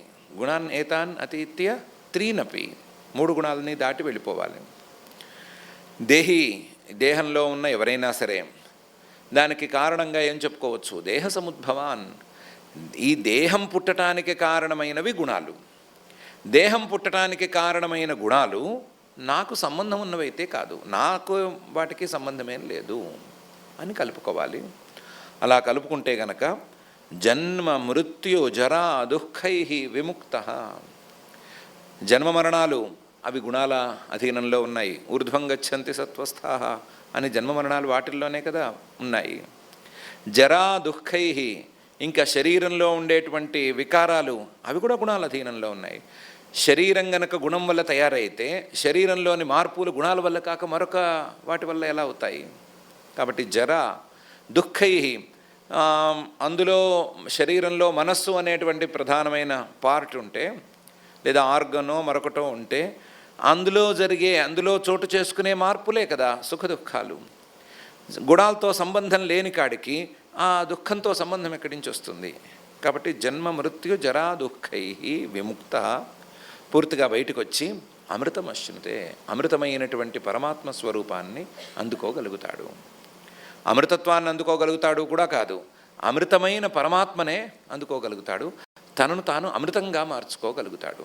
మృత్యువు నుంచి బయటపడ్డవాడు అమృత అవుతాడు కదా, అమృతగా ఇతను జీవుడు మారుతాడు అని పరమాత్మ చెప్తున్నాడు. ఈ గుణత్రయ విభాగాన్ని చెప్పింది గుణాలను దాటి వెళ్ళాలి అనే అభిప్రాయంతో చెప్పాను. కాబట్టి ఆ విషయాన్ని చూసుకోవాల్సింది అని చెప్తున్నాడు. ఇందులో గుణానేతానతీత్యత్రీన్ అన్నాడు కదా, ఈ గుణాత్యయం అనేది ఎలా కనిపెట్టాలి, లేదా ఎలా ఉంటుంది, ఏం చేయాలి, ఏం చేస్తే వస్తుంది అని రకరకాల ప్రశ్నలకు అది బీజంగా ఉంది. అందుకని దాన్ని అర్జునుడు పైకి తీసి అడుగుతున్నాడు. అర్జున ఉవాచ కైర్లింగై స్త్రీన్ గుణాన్ ఏతాన్ అతీతో భవతి ప్రభో కిమాచార కథంచైతాన్ త్రీన్ గుణాన్ అతివర్తతే అని. గుణాలను దాటి వెళ్ళాడు అనటానికి చిహ్నాలు ఏమన్నా ఉన్నాయా? కైర్లింగై గుణానేతాన్ అతీతో భవతి. గుణానేతాన్ అతీత, ఈ 3 గుణాలని దాటినవాడు ఏ చిహ్నాలతో కనిపిస్తాడు? చిహ్నాలు ఏమన్నా ఉండాలి కదా, ఫలానా వాడున్నాడు అని. గుణానేతాన్ అతీత్యత్రీన్ కైర్లింగైర్భవతి. కిమాచార, అతని యొక్క ఆచరణ ఎలా ఉంటుంది? గుణాలను దాటిన వాడి యొక్క ఆచరణ ఎలా ఉంటుంది? గుణాలలో ఉండేవాడి ఆచరణ తెలుసు, మనకే తెలుసు, ఎందుకంటే ఇప్పుడున్న జీవుల్లాగానే ఉంటుంది. గుణాలను దాటి వెళ్ళిన వాడి ఆచరణ ఎలా ఉంటుంది? కిం ఆచార కథంచైతాన్ త్రీన్ గుణాన్ అతివర్తతే. ఏ విధంగా ఈ 3 గుణాలను దాటి వెళ్ళగలుగుతాడు? కథం చైతాన్ అని అడిగాడు. 3 ప్రశ్నలు వేసినట్టు ఈ గుణాత్యయాన్ని సాధించిన వాడి యొక్క చిహ్నాలేంటి, వాడి యొక్క ఆచరణ ఏంటి, అలాగే ఏ రకంగా గుణాలను దాటచ్చు అని ప్రశ్నలు 3గా కనిపిస్తున్నాయి. కానీ మనం ముందు చెప్పుకున్నటువంటి స్థితప్రజ్ఞ లక్షణాలప్పుడు చెప్పుకున్నటువంటి ఒక న్యాయం ప్రకారం చూస్తే ఏవైనా సరే కృతార్థ లక్షణాలన్నీ సాధనాలే అవ్వాలి. కాబట్టి ఈ గుణాత్యయ చిహ్నాలు కూడా సాధనాలే అవ్వాలి. ఈ గుణాత్యయం సాధించిన వాడి ఆచరణ కూడా సాధనమే అవ్వాలి. కథం చేయితానన్నప్పుడు సాధన ప్రశ్నే కాబట్టి సాధనమే అవ్వాలి. మన భాషలో చెప్పుకోవాలంటే 3 సాధన ప్రశ్నలే చేశాడు. కాకపోతే వేసేటప్పుడు శ్లోకం మొత్తం సరిపోవాలేమో అన్నట్టుగా 3 రకాల ప్రశ్నలు వేశాడు. దానికి శ్రీ భగవానువాచ ప్రకాశంచ ప్రవృత్తించ మోహమేవ చ పాండవ నద్వేష్టి సంప్రవృత్తాని నివృత్తాన్ని కాంక్షతి. ఇది గుణాత్యయాన్ని సాధించిన వాడి యొక్క చిహ్నం. ప్రకాశం సత్వగుణం తాలూకు ప్రభావం చెప్పుకున్నాం కదా, జ్ఞానం. ప్రవృత్తి క్రియ రజోగుణం తాలూకు ప్రభావం అని చెప్పుకున్నాం కదా. మోహం తమోగుణం తాలూకు ప్రభావం చెప్పుకున్నాం కదా. ఈ మూడిటిని నద్వేష్టి ద్వేషించడు, నద్వేష్టి సంప్రవృత్తాని. తమోగుణం తాలూకు ప్రభావం మన మీద పనిచేసినప్పుడు అరే నేను ఇంత వ్యామోహపడ్డానేంటి, నాకే ఇంత తెలియకుండా ఉందేంటి, నేను ఇంత మూఢుణ్ణైపోయానేంటి, ఇంత చిన్న విషయం నాకెందుకు తోసలేదు, దాంట్లో అలా పెట్టుబడి పెట్టుంటే ఈ రోజుకలో ఎంతలో ఉండేది, ఎంతలా పెరిగి ఉండేది, నేను ఎందుకు అంత చిన్న విషయాన్ని మిస్ అయ్యాను అని బాధపడతాడు కదా. ఆ మోహాన్ని ద్వేషిస్తారు కదా ఎవరైనా సరే. మోహాన్ని అనుభవిస్తూనే ఉంటారు, కానీ మోహం తెలిస్తే ద్వేషిస్తారు కదా. ఇతను ద్వేషించడు, నద్వేష్టి. ఎంత మోహం వచ్చినా, ఎంత అజ్ఞానం కలిగినా, ఏ విషయం తెలియకపోయినా ఆ మోహాన్ని ద్వేషించడు. ఎవరైనా సరే ఏమైనా పనులు చేసి ఆ పనులలో తామే ఇరుక్కుంటే అరే నేనే చేసి ఇంత చేసి నేనే ఇరుక్కున్నానేంటి అని అనుకుంటారు కదా. వాడికి ఏదో ఉపకారం చేయబోయాను, నేను ఇరుక్కున్నాను అని అనుకుంటారు కదా. ముఖ్యంగా షూరిటీలు ఇచ్చేటప్పుడు బాగా ఈ మాట గురించి ఆలోచిస్తారు కదా. పక్కవాడికి షూరిటీ ఇవ్వాలంటే అంతే సంగతులు కదా. ఆ రోజు చిన్న సంతకమే కదా అని పెట్టేశాను, ఈరోజు మొత్తం నేను కట్టుకోవాల్సి వస్తోంది అని బాధపడతారు కదా. అంత పరిస్థితి వస్తే అందరికేం రాదు, కానీ ఆ పరిస్థితి రానివ్వకుండా ఉండటానికి షూరిటీకి ఎవరైనా వస్తే పెన్నులో ఇంకు లేదని కూడా పంపించవచ్చు, అది వేరే సంగతి. కానీ చిన్న సంతకంతో అయ్యో ఇంత ఇరుక్కున్నానే అని క్రియలను దృష్టిలో పెట్టుకుని ఆ క్రియల తాలూకు దుష్ఫలితాలను పెట్టుకుని ఆ క్రియల్ని ద్వేషిస్తారు కదా. ఈ సదరు గుణాత్యయాన్ని సాధించిన వాడు నద్వేష్టి సంప్రవృత్తాని. ఎవరైనా సరే కొన్ని సందర్భాల్లోనైనా సరే అరే ఆ రోజు ఆ సుఖం దానికోసం అర్రులు చాచి ఆ సుఖం కోసం పడరాని పాటలు పడ్డాను కదా, అనవసరంగా దాని రుచి నాకు తెలిసింది, దాని రుచి తెలిసి ఉండకపోతే, ఆ సుఖం రుచి నేను మరిగి ఉండకపోతే నేను ఇంత ఇబ్బంది పడకపోదును కదా అని అనుకుంటారు కదా. మామిడి పళ్ళ సీజన్లో అనవసరంగా మామిడి పళ్ళ రుచి కోసం ఆశపడి అది ఒంటికి పడక నానా తిప్పలు పడ్డ వాళ్ళందరూ మామిడి పండు నుంచి చివరికి తిట్టుకుంటారు కదా, మామిడి పండు తినకూడదు అని అనుకుంటారు కదా. సుఖాన్ని ద్వేషిస్తారు. అనవసరంగా ఆ రోజు సుఖాన్ని అనుభవించారా, మామిడి పండు తినకపోతే బాగుండేది, వాళ్ళేమో కార్బైడ్లు వేస్తున్నారు, అవి వేస్తున్నారు, ఇవి వేస్తున్నారు, వాళ్ళందరూ మంచివాళ్ళు గారు, వాళ్ళ వల్లే నా కడుపు పాడైపోయింది అని బాధపడతాం కదా.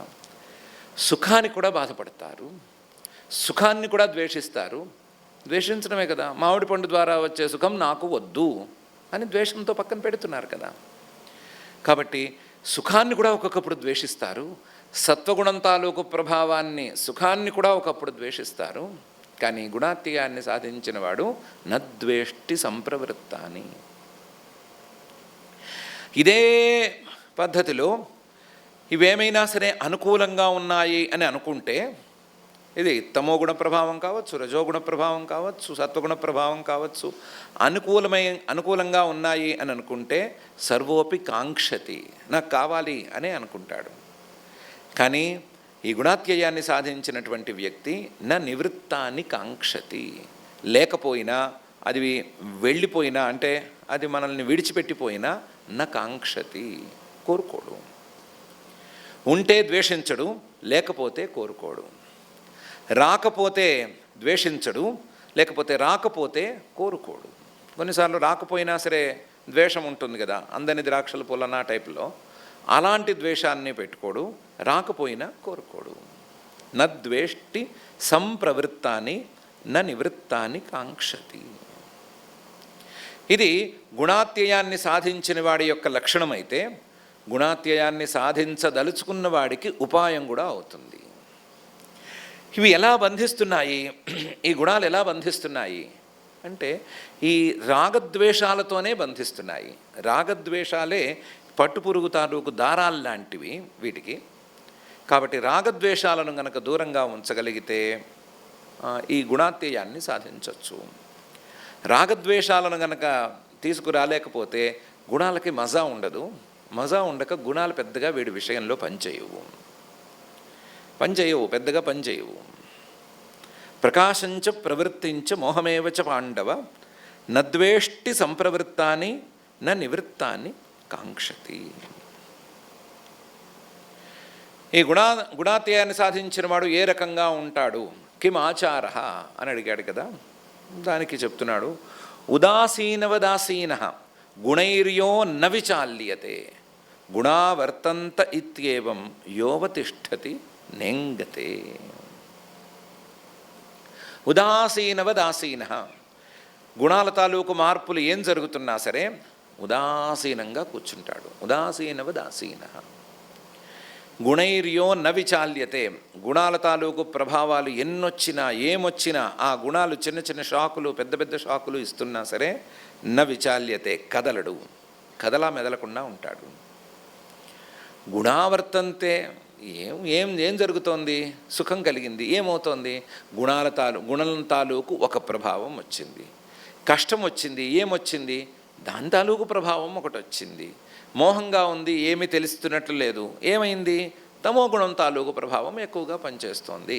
గుణావర్తంతే అని అనుకుంటాడు.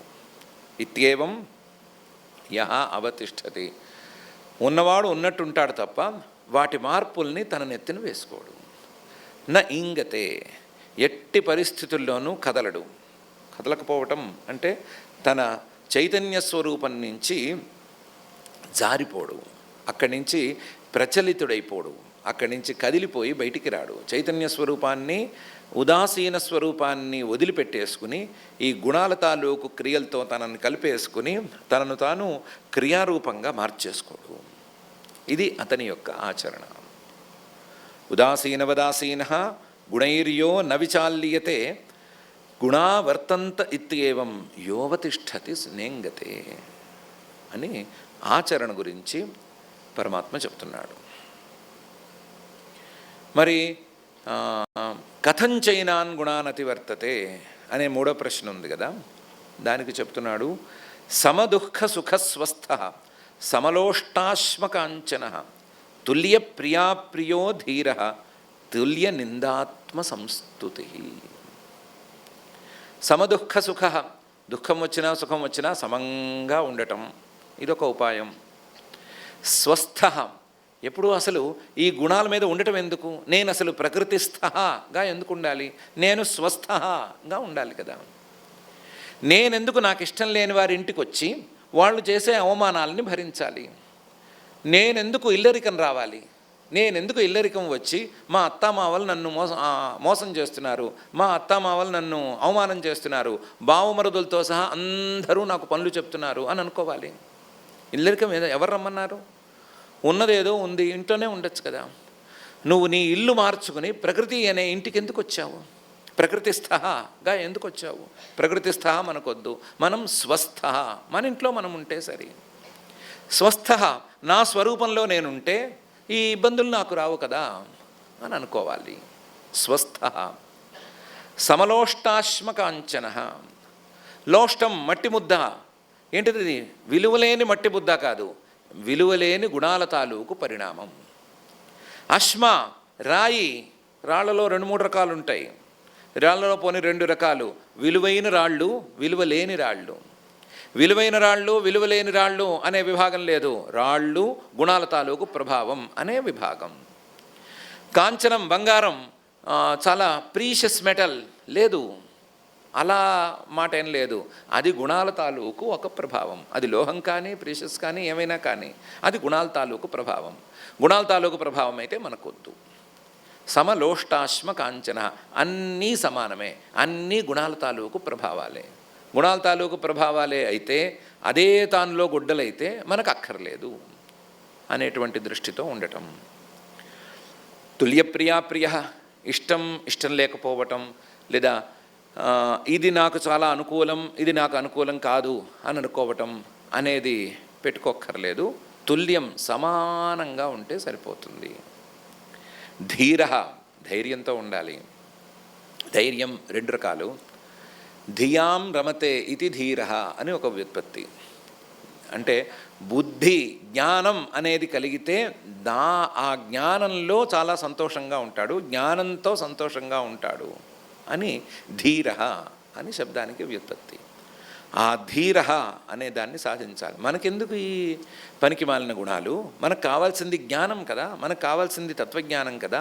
తత్వజ్ఞానంతో మనం సంతోషంగా ఉండాలి, కానీ ఈ గుణ ప్రభావాలతో మనం ఎందుకు సంతోషంగా ఉండటం అని ఆలోచించేవాడు. ధీర. తుల్య నిందాత్మ సంస్తుతి. ఎవరైనా తిట్టినా, ఎవరైనా పొగిడినా, పొగడతల్ని తెగడతల్ని రెండిటినీ సమానంగా చూసేవాడు. ఇలా గనక ఉన్నట్లయితే ఇది గుణాత్యయానికి ఉపాయంగా ఉంటుంది. సమదుఃఖ సుఖ, స్వస్థ, సమలోష్టాశ్మకాంచన, తుల్యప్రియాప్రియ, ధీర, తుల్య నిందాత్మ సంస్తుతి అని పరమాత్మ చెప్తున్నాడు. కొత్తవేం చెప్పలేదు కదండి, మొదటి అధ్యాయాల నుంచి ఇవే కదా చెప్తున్నారు. ఏదో నెలల తేడాతో అయితే వెనకాలవి మర్చిపోతాం కాబట్టి పర్వాలేదు, కానీ 2-3 రోజుల్లో కనిపెట్టేస్తాం కదా అంటే కొత్తవి ఎక్కడ చెప్తారు? కొత్తవి ఏం చెప్తారు? కొత్త కోణంలో ఏదో చెప్తారేమో, కానీ కొత్తవి ఎక్కడి నుంచి చెప్తారు? ఉన్నవే చెప్తారు. ఉన్నవే తిప్పి తిప్పి చెప్తారు. ఉన్నవే తిప్పి తిప్పి ఎవరికి చెప్తారు? ఒకసారి చెప్పినా మనసుకు ఎక్కకపోతే వారికి చెప్తారు. ఒకసారి చెప్తే మనసుకు ఎక్కేసి ఇంకా చాలు, నష్టోమోహ స్మృతిర్లబ్ధ అని ఎవరైనా అంటే వారికి మళ్ళీ చెప్పరు కదా. ఒకసారి చెప్తే మనసుకు పూర్తిగా ఎక్కలేదు కాబట్టి ఒకటికి 4 సార్లు చెప్తారు, ఒకటికి 18 సార్లు కూడా చెప్తారు. కాబట్టి చెప్పినవేం కావు, మార్పులేం లేవు, కొత్తగా ఏమీ చెప్పటం లేదు. కొత్త కోణంలో ఉంటే గుణాత్యయం అనే పేరు పెట్టి దాని కోణంలో చెప్పిస్తున్నారంతేను. మానాపమానయోస్తుల్య తుల్యో మిత్రారిపక్షయో సర్వారంభ పరిత్యాగి గుణాతీత స ఉచ్యతే.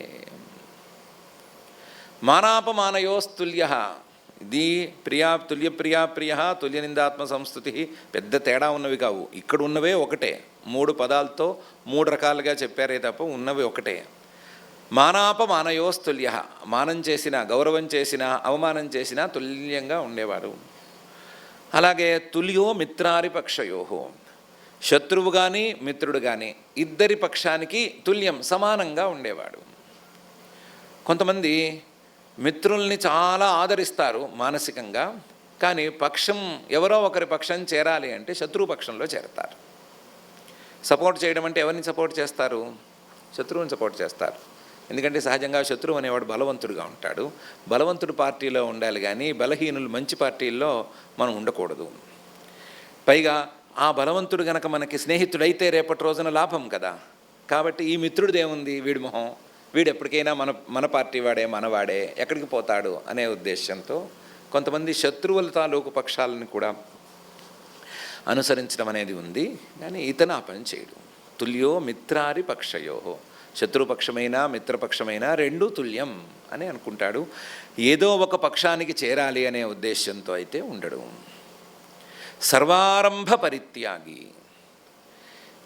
శరీరం కోసం లేకపోతే ఫలితాల కోసం ఏ రకమైనటువంటి ఆరంభం, ఏ రకమైనటువంటి క్రియారంభాన్ని తలకెత్తుకోడు. సర్వారంభ పరిత్యాగి, ఉన్న క్రియలు వాటంతటవే జరిగేటువంటి క్రియలు వాటి జోలికి పోడు, కానీ కొత్తగా క్రియని మాత్రం తలకెత్తుకోడు. సర్వారంభ పరిత్యాగి, సర్వక్రియా పరిత్యాగి అనట్లేదు. కొత్తగా మొదలుపెట్టేటువంటి క్రియలు వాటినేమి మొదలుపెట్టుకోడు. సర్వారంభ పరిత్యాగి సహ గుణాతీత ఇత్యుచ్యతే అని ఈ శ్లోకంలో అంటున్నాడు. ఏంటి గుణాతీత అనేవాడు? సత్వగుణం జోలికి పోకూడదు, రజోగుణం జోలికి పోకూడదు, తమోగుణం జోలికి పోకూడదు. ఏ గుణం తాలూకు ప్రభావం ఏదైనా సరే ఆ గుణం తాలూకు ప్రభావం జోలికి పోకుండా ఉండేందుకు ఈ అభ్యాసం చేసుకోవాలి అని ఇంతవరకు ఉపాయాలను గురించి చెప్పాడు. ఈ ఉపాయమే అందితే ఇంకెందుకు? తుల్యనిందాత్మ సంస్థుతి అంటే అది అది అందితే ఇంకేం కావాలి, అదే ఉంటే ఇంకేం కావాలి, అది లేదనే కదా ఇబ్బంది పడుతున్నాము. దానికి విరుద్ధంగా ఉంటేనే సంతోషం. తుల్యనిందాత్మ సంస్థతి అంటే ఆత్మ సంస్థుతి రావాలి, పరనింద రావాలి, వస్తే సరే. అంతేగాని ఆత్మనింద పరస్థుతి అన్నానే భరించలేము. అలాంటప్పుడు అది రాదు అన్నప్పుడు అదే ఉపాయం అని చెప్తే ఏం ఉపయోగం? అంటే పరమాత్మ దానికి సరి అయిన ఉపాయం చెప్పడానికి పై శ్లోకం మొదలుపెట్టాడు. ఈ గుణాల ప్రభావాల మీద ప్రేమ ఎందుకు కలుగుతోంది? వాటి ద్వారా ఏదో ప్రయోజనం ఉంది అనే అభిప్రాయంతోను. వాటి ద్వారా ఏదో ప్రయోజనం ఉంది అనే అభిప్రాయంతో వాటి మీద ప్రేమ కలిగి, వాటి మీద కోరిక కలిగి, వాటితో సంబంధం కలిగి, ఆ సంబంధం కాస్త బంధనంగా మారి నానా తిప్పలు పడుతున్నారు కదా. వాటి మీద ప్రేమను కట్టేస్తే సరి. వాటి ప్రేమని కట్ చేసేసుకుంటే సరి. ఆ ప్రేమని కాస్త తీసుకొచ్చి నా మీదకు మళ్ళిస్తే సరి. మాంచయో వ్యభిచారేణ భక్తియోగేన సేవతే స గుణాన్ సమతీత్యైతాన్ బ్రహ్మభూయాయ కల్పతే. నన్ను అవ్యభిచారేణ భక్తియోగేన సేవతే, ఇటు అటు కదలని అవ్యభిచరిత భక్తి అని అంటారు కదా. అవ్యభిచరిత భక్తి అంటే అభిచరతి అంటే విశేషంగా అన్ని వైపులకి పోయేట్టుంటే దాని పేరు వ్యభిచారం. అలా కాకుండా అవ్యభిచారేణ ఇటు అటు పోకుండా, అసలు చుట్టూ ఉండే విషయాల జోలికి పోకుండా కేవలం పరమాత్మ మీదే నిలకడగా ఉండేటువంటి భక్తి అవ్యభిచరిత భక్తి. అలాంటి అవ్యభిచారేణ భక్తి యోగేన, భక్తి మామూలు భక్తి కాదు, భక్తి యోగంగా మారినటువంటి భక్తి, ఏకాగ్రతతో కూడిన భక్తి, అది తప్ప మరొకటి అక్కర్లేదు అనుకున్నంత స్థాయిలో ఉండేటువంటి భక్తి. ఏంటి ఆ భక్తి అంటే ప్రీతి. విషయాల మీద పంచుతూ వస్తున్నటువంటి ప్రీతి, దేని మీద పడితే దాని మీద కోట్ల కొద్దీ విషయాల మీద కోట్ల కొద్దీ జన్మల్లో పంచిన ప్రీతి. ఆ ప్రీతి మొత్తాన్ని తీసుకొచ్చి ఎక్కడెక్కడో ఎవరెవరికో ఇచ్చినటువంటి డబ్బులన్నిటినీ వెనక్కి లాగేసుకున్నట్టుగా తీసేసుకున్నట్లుగా, అప్పులు ఇచ్చేసి పాడైపోయిన వాళ్ళు ఉంటారు కదా, అలాంటి వాళ్ళకి ఏం చెప్తారు? ఇచ్చిన చోటల్లా వెనక్కి తెచ్చుకోమంటారు కదా. అలా అన్ని ఇచ్చిన చోటంతా వెనక్కి తెచ్చేసుకుని తెచ్చిన దాన్ని మొత్తాన్ని గనక పరమాత్మ మీద పెట్టుబడిగా పెట్టుకుంటే మాంచయో వ్యభిచారేణ భక్తి యోగేన సేవతే స గుణాన్ సమతీత్యైతాన్, ఈ గుణాత్యయాన్ని సాధించగలుగుతాడు. ప్రీతే కదా ఇప్పుడు ప్రధానమైన లోపమైంది. ఆ ప్రీతిని నా మీదకు మళ్ళిస్తే గుణాన్ సమతీత్య, గుణాత్యయాన్ని సాధించగలుగుతాడు. ప్రీతిని నా మీద మళ్ళించి విషయాల మీద లేకుండా చేస్తే అవి ఏ రకంగానూ ఇబ్బంది పెట్టలేవు. ఈ తుల్యనిందాత్మ సంస్థుతి అనేది అందులో ఏమీ లెక్కలేదు. అసలు అది ఉంటే దాని ఉనికిని లెక్క చేస్తే కదా గొప్ప. ఎవరైనా పొగిడితే సంతోషపడుతున్నారు, తిడితే బాధపడుతున్నారు.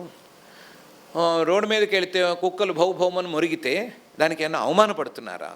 భయపడచ్చు, విసుక్కోవచ్చు, ఏమైనా చేయొచ్చు. అవమానపడుతున్నారా? ఈ కుక్క నన్ను చూసి తోక ఒప్పుకుంటే రాలేదు, ఈ కుక్క నన్ను చూసి మొరిగింది, నన్ను అవమానించింది అని ఎవరైనా ఫీల్ అవుతారా? ఎందుకు ఫీల్ అవ్వరు? ఆఫ్టర్ ఆల్ కుక్క, దాని మొరుక్కి ఏమాత్రం విలువ? అది మొరిగితే ఏం విలువ లేదు.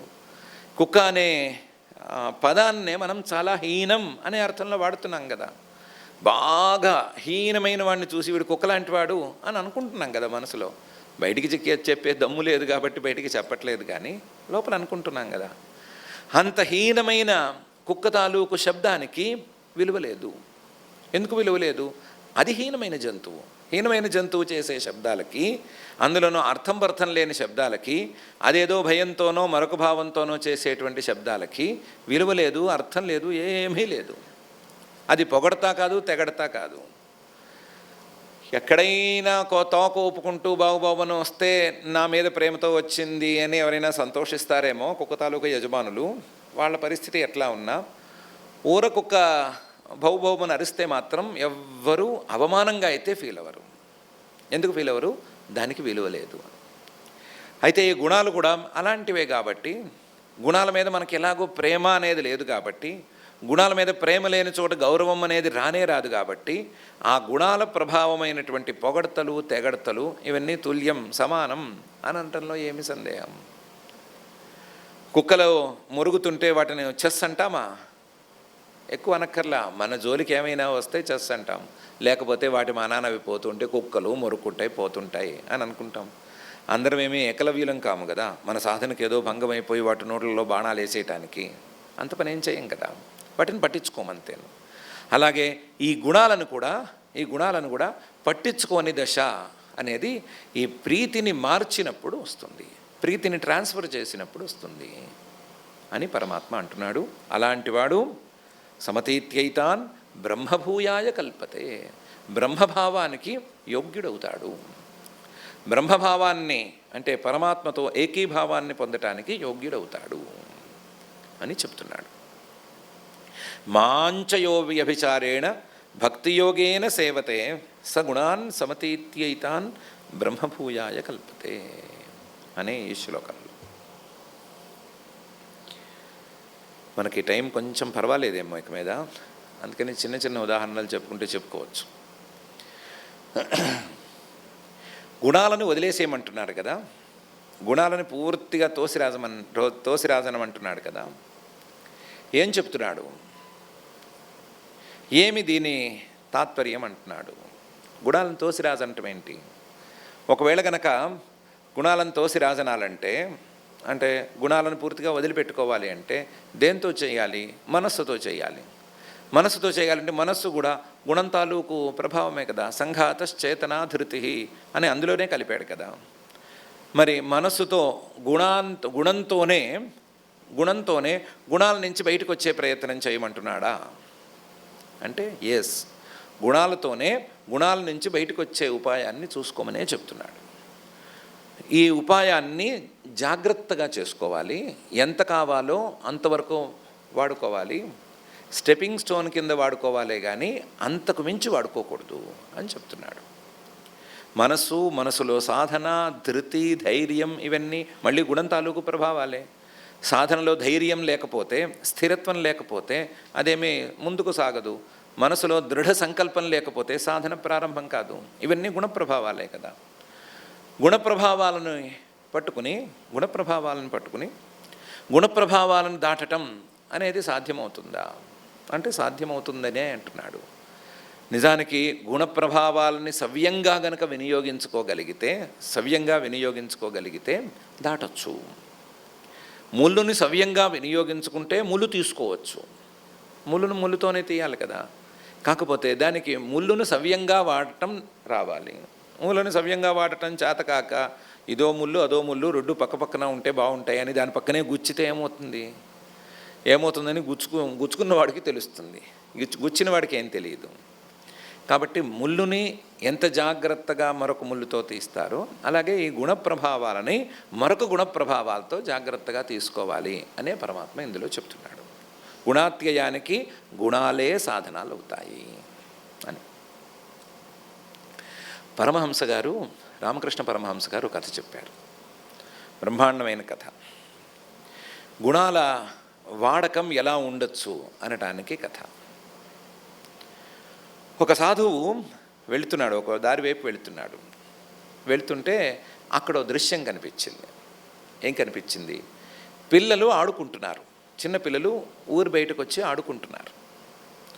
ఆ ఊరు బయట వీళ్ళు ఆడుకునేటువంటి చోట ఒక పుట్ట ఉంది. ఆ పుట్టలో నల్లటి త్రాచు ఒకటి ఉంది. ఆ త్రాచుకి సహజంగానే పాములకి మనుష్య సంచారం పెద్దగా నచ్చదు కదా.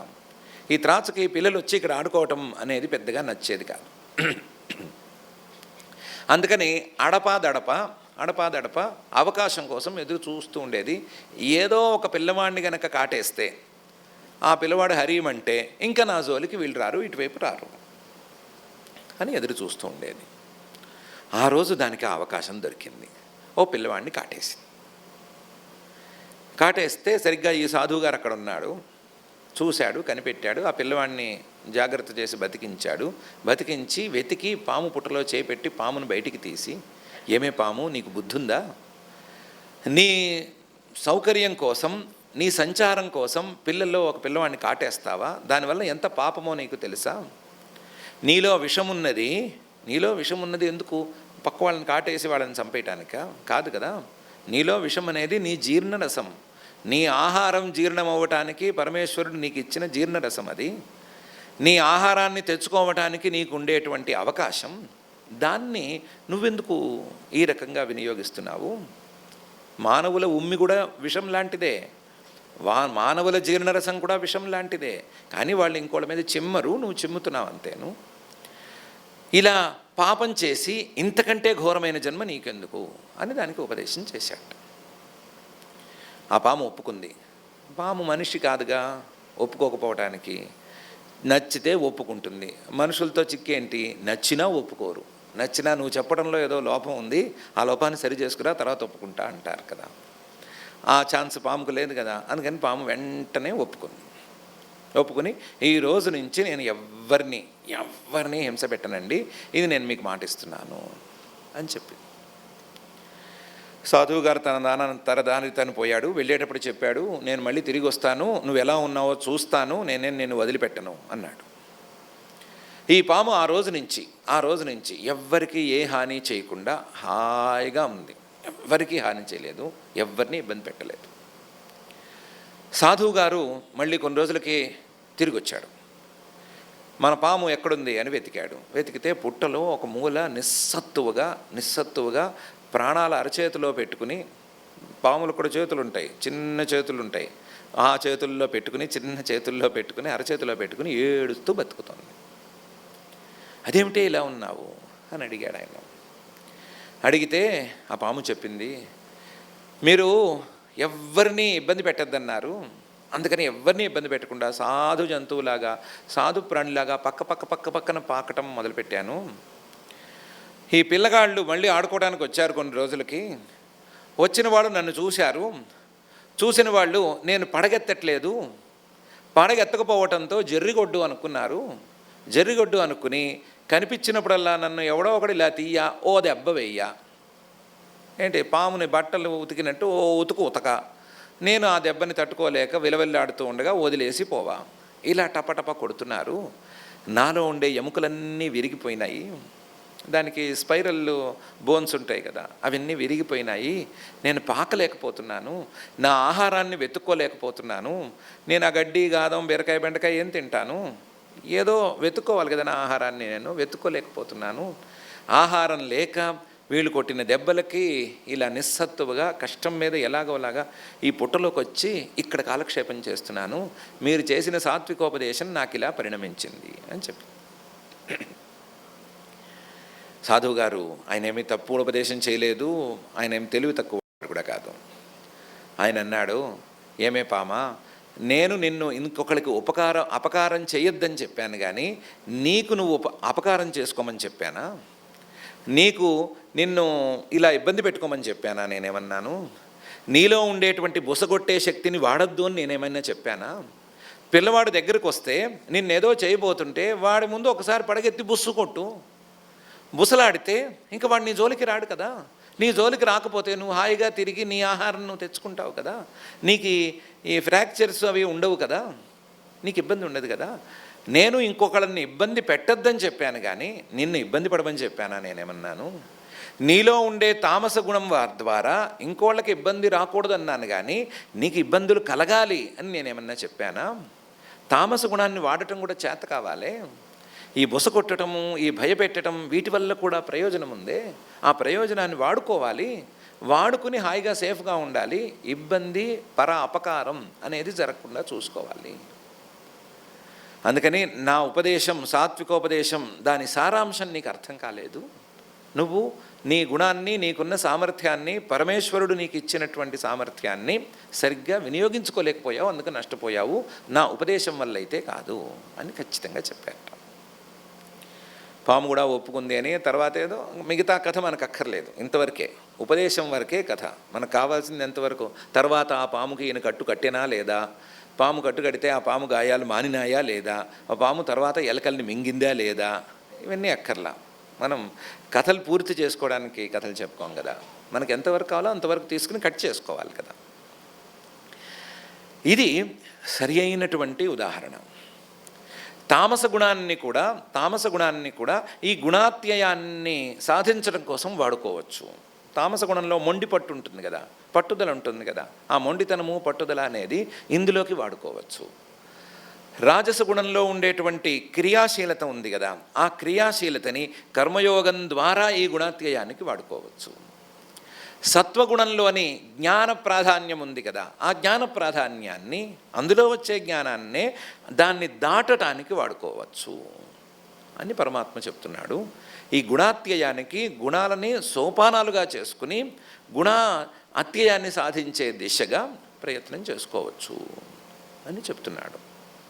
దానికి మాత్రం ఒకే ఒక ప్రధాన సాధనం, మాంచయోవ్యభిచారేణ భక్తి యోగేన సేవతే. ప్రీతి గనక గుణాల్లోకి వచ్చిందా మళ్ళీ దీన్ని బాగు చేయలేం, ఇది బాగుపడదు. ప్రీతి గనక గుణాల్లోకి వచ్చేస్తే మళ్ళీ ఇవన్నీ కలిసిపోతాయి, ఇవన్నీ సంకీర్ణమైపోతాయి. ఆ సంకరాన్ని మళ్ళీ మనం బాగు చేయలేము. ప్రీతిని మాత్రం నా మీద ఉంచుకుని మిగతా సాధనాలన్నిటినీ అందులోంచే సమకూర్చుకుని చేయాల్సిన ప్రయత్నం చేసుకోవాలి అని చెప్తున్నాడు. సగుణాన్ సమతీత్యైతాన్ బ్రహ్మభూయాయ కల్పతే. ఇలాంటి వాడు ఖచ్చితంగా గుణాత్యయాన్ని సాధిస్తాడు అని పరమాత్మ అంటున్నాడు. ఇదేమిటయ్యా, మాకు అలవాటైన గుణాలను వద్దంటుంటివి, మళ్ళీ నా మీద భక్తి ఉంచుకోమంటుంటివి, అది ఎలాగా? నీ మీద మాత్రం భక్తి ఎందుకు? భక్తి వద్దంటే భక్తి అనేదాన్ని క్యాన్సిల్ చేసి పారేస్తాము, అంతేగాని ఆ భక్తిని తీసి ఆ ప్రీతిని తీసి నీకు ట్రాన్స్ఫర్ చేయటం ఎందుకు అంటే దానికి చెప్తున్నాడు, బ్రహ్మణో హి ప్రతిష్టాహం అమృతస్య అవ్యయస్య చ శాశ్వతస్య చ ధర్మస్య సుఖస్యైకాంతికస్య చ అని. మీకు అసలు బ్రహ్మ అంటే ఏంటో తెలియదు కదా. బ్రహ్మ అంటే పరిశుద్ధమైన ఆత్మతత్వం తెలియదు, తెలిసేందుకు అవకాశమే లేదు. ఆ పరిశుద్ధమైన ఆత్మతత్వం ఎవరికీ తెలియదు. మీకు తెలిసిన బ్రహ్మ అంటే ఏది అంటే ఈశ్వరతత్వం, ఈ జగత్తు మొత్తానికి కారణమైన ఈశ్వరతత్వం. దాన్నే మీరు బ్రహ్మ అని, దానికే బ్రహ్మలక్షణం అని, జగజ్జన్మాది కారణత్వం అని బ్రహ్మలక్షణాన్ని చెప్పుకుంటున్నారు కదా. ఆ బ్రహ్మ, ఆ ఈశ్వర రూపంలో ఉండేటువంటి బ్రహ్మ ఎక్కడుంది అంటే పరిశుద్ధమైన నా తత్వంలోనే కదా ఉండాలి. బ్రహ్మణో హి ప్రతిష్ఠా అహం. ఆ బ్రహ్మకు కూడా నేనే ఆశ్రయాన్ని, నేను పరిశుద్ధమైన తత్వాన్ని. పరిశుద్ధమైన తత్వాన్ని ఎవరు చూపించలేరు, ఎవరు చూడలేరు కాబట్టి ఈశ్వరతత్వాన్ని చూపిస్తూ ఉంటాము. ఈశ్వరతత్వానికి కూడా ఆశ్రయంగా ఉండవలసినటువంటి శుద్ధ చైతన్యాన్ని నేను. ఈశ్వరుడిని ప్రేమించాలా, ప్రేమించక్కర్లేదా? ఈశ్వరుడిని ప్రేమించాలి, ఎందుకంటే ఈశ్వరుడు ఆయన. ఈశ్వరుడు ఫలప్రదాత కాబట్టి ప్రేమించాలి. మరి ఫలప్రదాత అయిన ఈశ్వరుణ్ణే ప్రేమించాలి అంటే ఆ ఈశ్వరుడికి కూడా మూలంగా పనికొచ్చేటువంటి శుద్ధతత్వాన్ని ఎందుకు ప్రేమించకూడదు? ప్రేమించకుండా ఎలా ఉండాలి? కాబట్టి బ్రహ్మణో హి ప్రతిష్టాహం, కాబట్టి ప్రేమించాల్సిందే. ఇది కాక మీకు ఏమాత్రం ఇష్టం లేనిది ఏంటి? మరణం అంటే ఎవరికి ఇష్టం ఉండదు. నేను అమృతస్య ప్రతిష్టాహం, అమృతత్వానికి నేను ప్రతిష్ట, అమృతత్వానికి నేను ఆశ్రయమైన వాడిని. మరణం అంటే ఇష్టం లేని వాళ్ళు, అమృతాన్ని కోరుకునేవాళ్ళు, అమృతానికే ఆశ్రయమైన వాడిని నన్ను ఎందుకు ప్రేమించరు? ప్రేమించాల్సిందే కదా, కాబట్టి నన్ను ప్రేమించవలసిందే. అమృతస్య ప్రతిష్టాహం అవ్యయస్య చ శాశ్వతస్య ధర్మస్య ప్రతిష్ఠా అహం. మీరు ధర్మాన్ని ప్రేమిస్తారు, మంచివాళ్ళైతే ధర్మాన్ని ప్రేమిస్తారు. ఎందుకు ధర్మాన్ని ప్రేమిస్తారు అంటే ధర్మం ద్వారా మంచి ఫలితాలు అందుతాయి, అనుకూలమైన ఫలితాలు అందుతాయి అనుకుని ప్రేమిస్తారు. నేను శాశ్వతస్య అవ్యయస్య ధర్మస్య ఆశ్రయ ప్రతిష్ఠ. శాశ్వతమైనటువంటి ధర్మానికి నేను ఆశ్రయాన్ని, అవ్యయమైన కరిగిపోని ధర్మానికి ఆశ్రయాన్ని. మీరు చేసే ధర్మక్రియ, మీరు సాధించేటువంటి ధర్మం శాశ్వతమా? కాదు. అవ్యయమా? కాదు. ఎప్పటికైనా ఫలితం అనుభవిస్తూ ఉంటే కరిగిపోవలసిందే. నేను శాశ్వతమైన అవ్యయమైనటువంటి ధర్మానికి ప్రతిష్ఠ, ఆశ్రయాన్ని. మరి ధర్మాన్ని ప్రేమించేవాళ్ళు, అందులోనూ శాశ్వతం కానీ వ్యయమైపోయేటువంటి ధర్మాన్నే ప్రేమించేవాళ్ళు నన్ను ఎలా ప్రేమించకుండా ఉంటారు? అవ్యయస్య శాశ్వతస్య చ ధర్మస్య ప్రతిష్ఠ. మీరు సుఖాన్ని కదా అసలు సిసలు ప్రేమిస్తారు, మిగతా మాటలన్నీ పై మాటలు, అన్నీ మోసపు మాటలు. మీరు ప్రేమించేది సుఖాన్ని ప్రేమించుకుంటారు. నేను కదా సుఖస్య ప్రతిష్ట, సుఖం తాలూకు అసలు సిసలు ప్రతిష్ట నేను కదా. నన్ను కాక ఇంకెవరిని ఎలా ప్రేమిస్తారు మీరు? సుఖం అనుకుని తేనె బొట్లను ప్రేమించేటువంటి మీరు సముద్రం లాంటి నన్నెందుకు ప్రేమించకుండా ఉంటారు? కాబట్టి అమృతస్య లేదా సుఖస్య అహం ప్రతిష్ట. కాబట్టి నేను ఖచ్చితంగా మీకు ప్రేమకు అర్హుణ్ణి. అందులోనూ మీకు దక్కే సుఖం స్థిరంగా ఏమీ లేదు. బాగా సుఖంగా ఉంది అంటే కొంతసేపటికి అనుభవించగా బోరు కొడుతుంది. అనుభవిస్తూ ఉండగా వచ్చేది బోరు కొట్టేస్తుంది, వద్దు అనిపిస్తుంది. ఎందుకంటే అది ఐకాంతిక సుఖం కాదు, నిశ్చయన ఇది సుఖమే అన్నట్లు అది ఉండదు. మీరు అనుభవించే సుఖాలు 3 గుణాల తాలూకు మేళవింపులు కదా. అందులో సత్వగుణం తాలూకు ఆ పైకి తేలటం అనేది జరుగుతున్నంతసేపు దాని సుఖానుభవం కలుగుతుంది. అవి పోట్లాడుకుంటూ ఉంటాయి కదా. ఆ పోట్లాడుకోవడంలో రజోగుణమో తమో గుణమో లేస్తే అంతే సంగతులు అవుతుంది. ఈ సుఖం కాస్త పక్కకి జరిగి బోరు కొట్టి నిద్ర వచ్చి ఏవేవో అవుతూ ఉంటాయి. పెద్ద మహారాజు గారికి పట్టాభిషేకం చేసి పొద్దున్నుంచి సాయంత్రం వరకు సామంతులు వచ్చి కప్పాలు కడితే ఏమవుతుంది అనేది ప్రశ్న. సామంతుడు రావటమేంటి, పాదాల మీద పడటమేంటి, నీకు కప్పాలయ్యా, నీకు ఇన్ని కోట్లు తెచ్చామయ్యా అంటే ఏమవుతుంది అంటే 10 వరకు 11 వరకు ఉత్సాహంగా ఉంటాడు. 12కి మెల్లగా సింహాసనంలో మనమే జారుతున్నట్టు జారి జోగుతాడు. అదేంటి ఇంత పట్టాభిషేకము, ఇంతమంది సామంతులు రావటము, కప్పం కట్టడము, ఇంత పెద్ద ఫంక్షను, నువ్వెలా నిద్రపోతున్నావయ్యా, కునికిపట్లు పడతావేమయ్యా అంటే ఏమంటాడు? నా కష్టం నీకేం తెలుసు అంటాడు. నా కష్టం ఇక్కడ కూర్చో తెలుస్తుంది నీకు, నేను కూర్చొనివ్వను కానీ ఇక్కడ కూర్చుంటే తెలుస్తుంది నీకు అంటాడు కదా. ఈ సుఖమంతా ఏమైంది? కష్టంగా మారిపోయింది. అది ఐకాంతిక సుఖం కాదు కాబట్టి అలా అయింది. నేను ఐకాంతిక సుఖస్య ప్రతిష్ట. నిశ్చయంగా నేను చెప్పేది సుఖమే, ఇందులో బోరే కొట్టదు. అఖండంగా ఆనందం తప్ప మరొకటి రాదు. మరొక గుణం పోటాడుకుని తన ప్రభావాన్ని చూపించలేదు. ఎందుకంటే గుణానేతానతీత్యత్రీన్, పై స్థాయికి వెళితేనే ఈ సుఖం దక్కుతుంది. కాబట్టి అలాంటి ఐకాంతికస్య సుఖస్య ప్రతిష్ట అహం. కాబట్టి నన్ను మీరు ప్రేమించవలసిందే అని పరమాత్మ ఈ శ్లోకంలో అంటున్నాడు. బ్రహ్మణో హి ప్రతిష్టాహం అమృతస్యావ్యయస్య చ శాశ్వతస్య చ ధర్మస్య సుఖస్యైకాంతికస్య చ అనే ఈ శ్లోకంలో. దీంతో 27 శ్లోకాలున్న ఈ గుణత్రయ విభాగ యోగాన్ని ఇక్కడికి పూర్తి చేశాడు.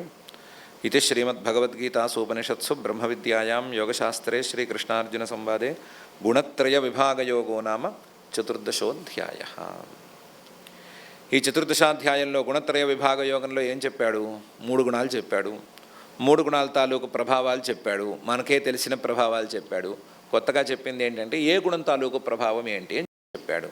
మనకి ప్రకాశము తెలుసు, సుఖము తెలుసు, ప్రవృత్తి తెలుసు, లేకపోతే లోభం తెలుసు, అన్నీ తెలుసు.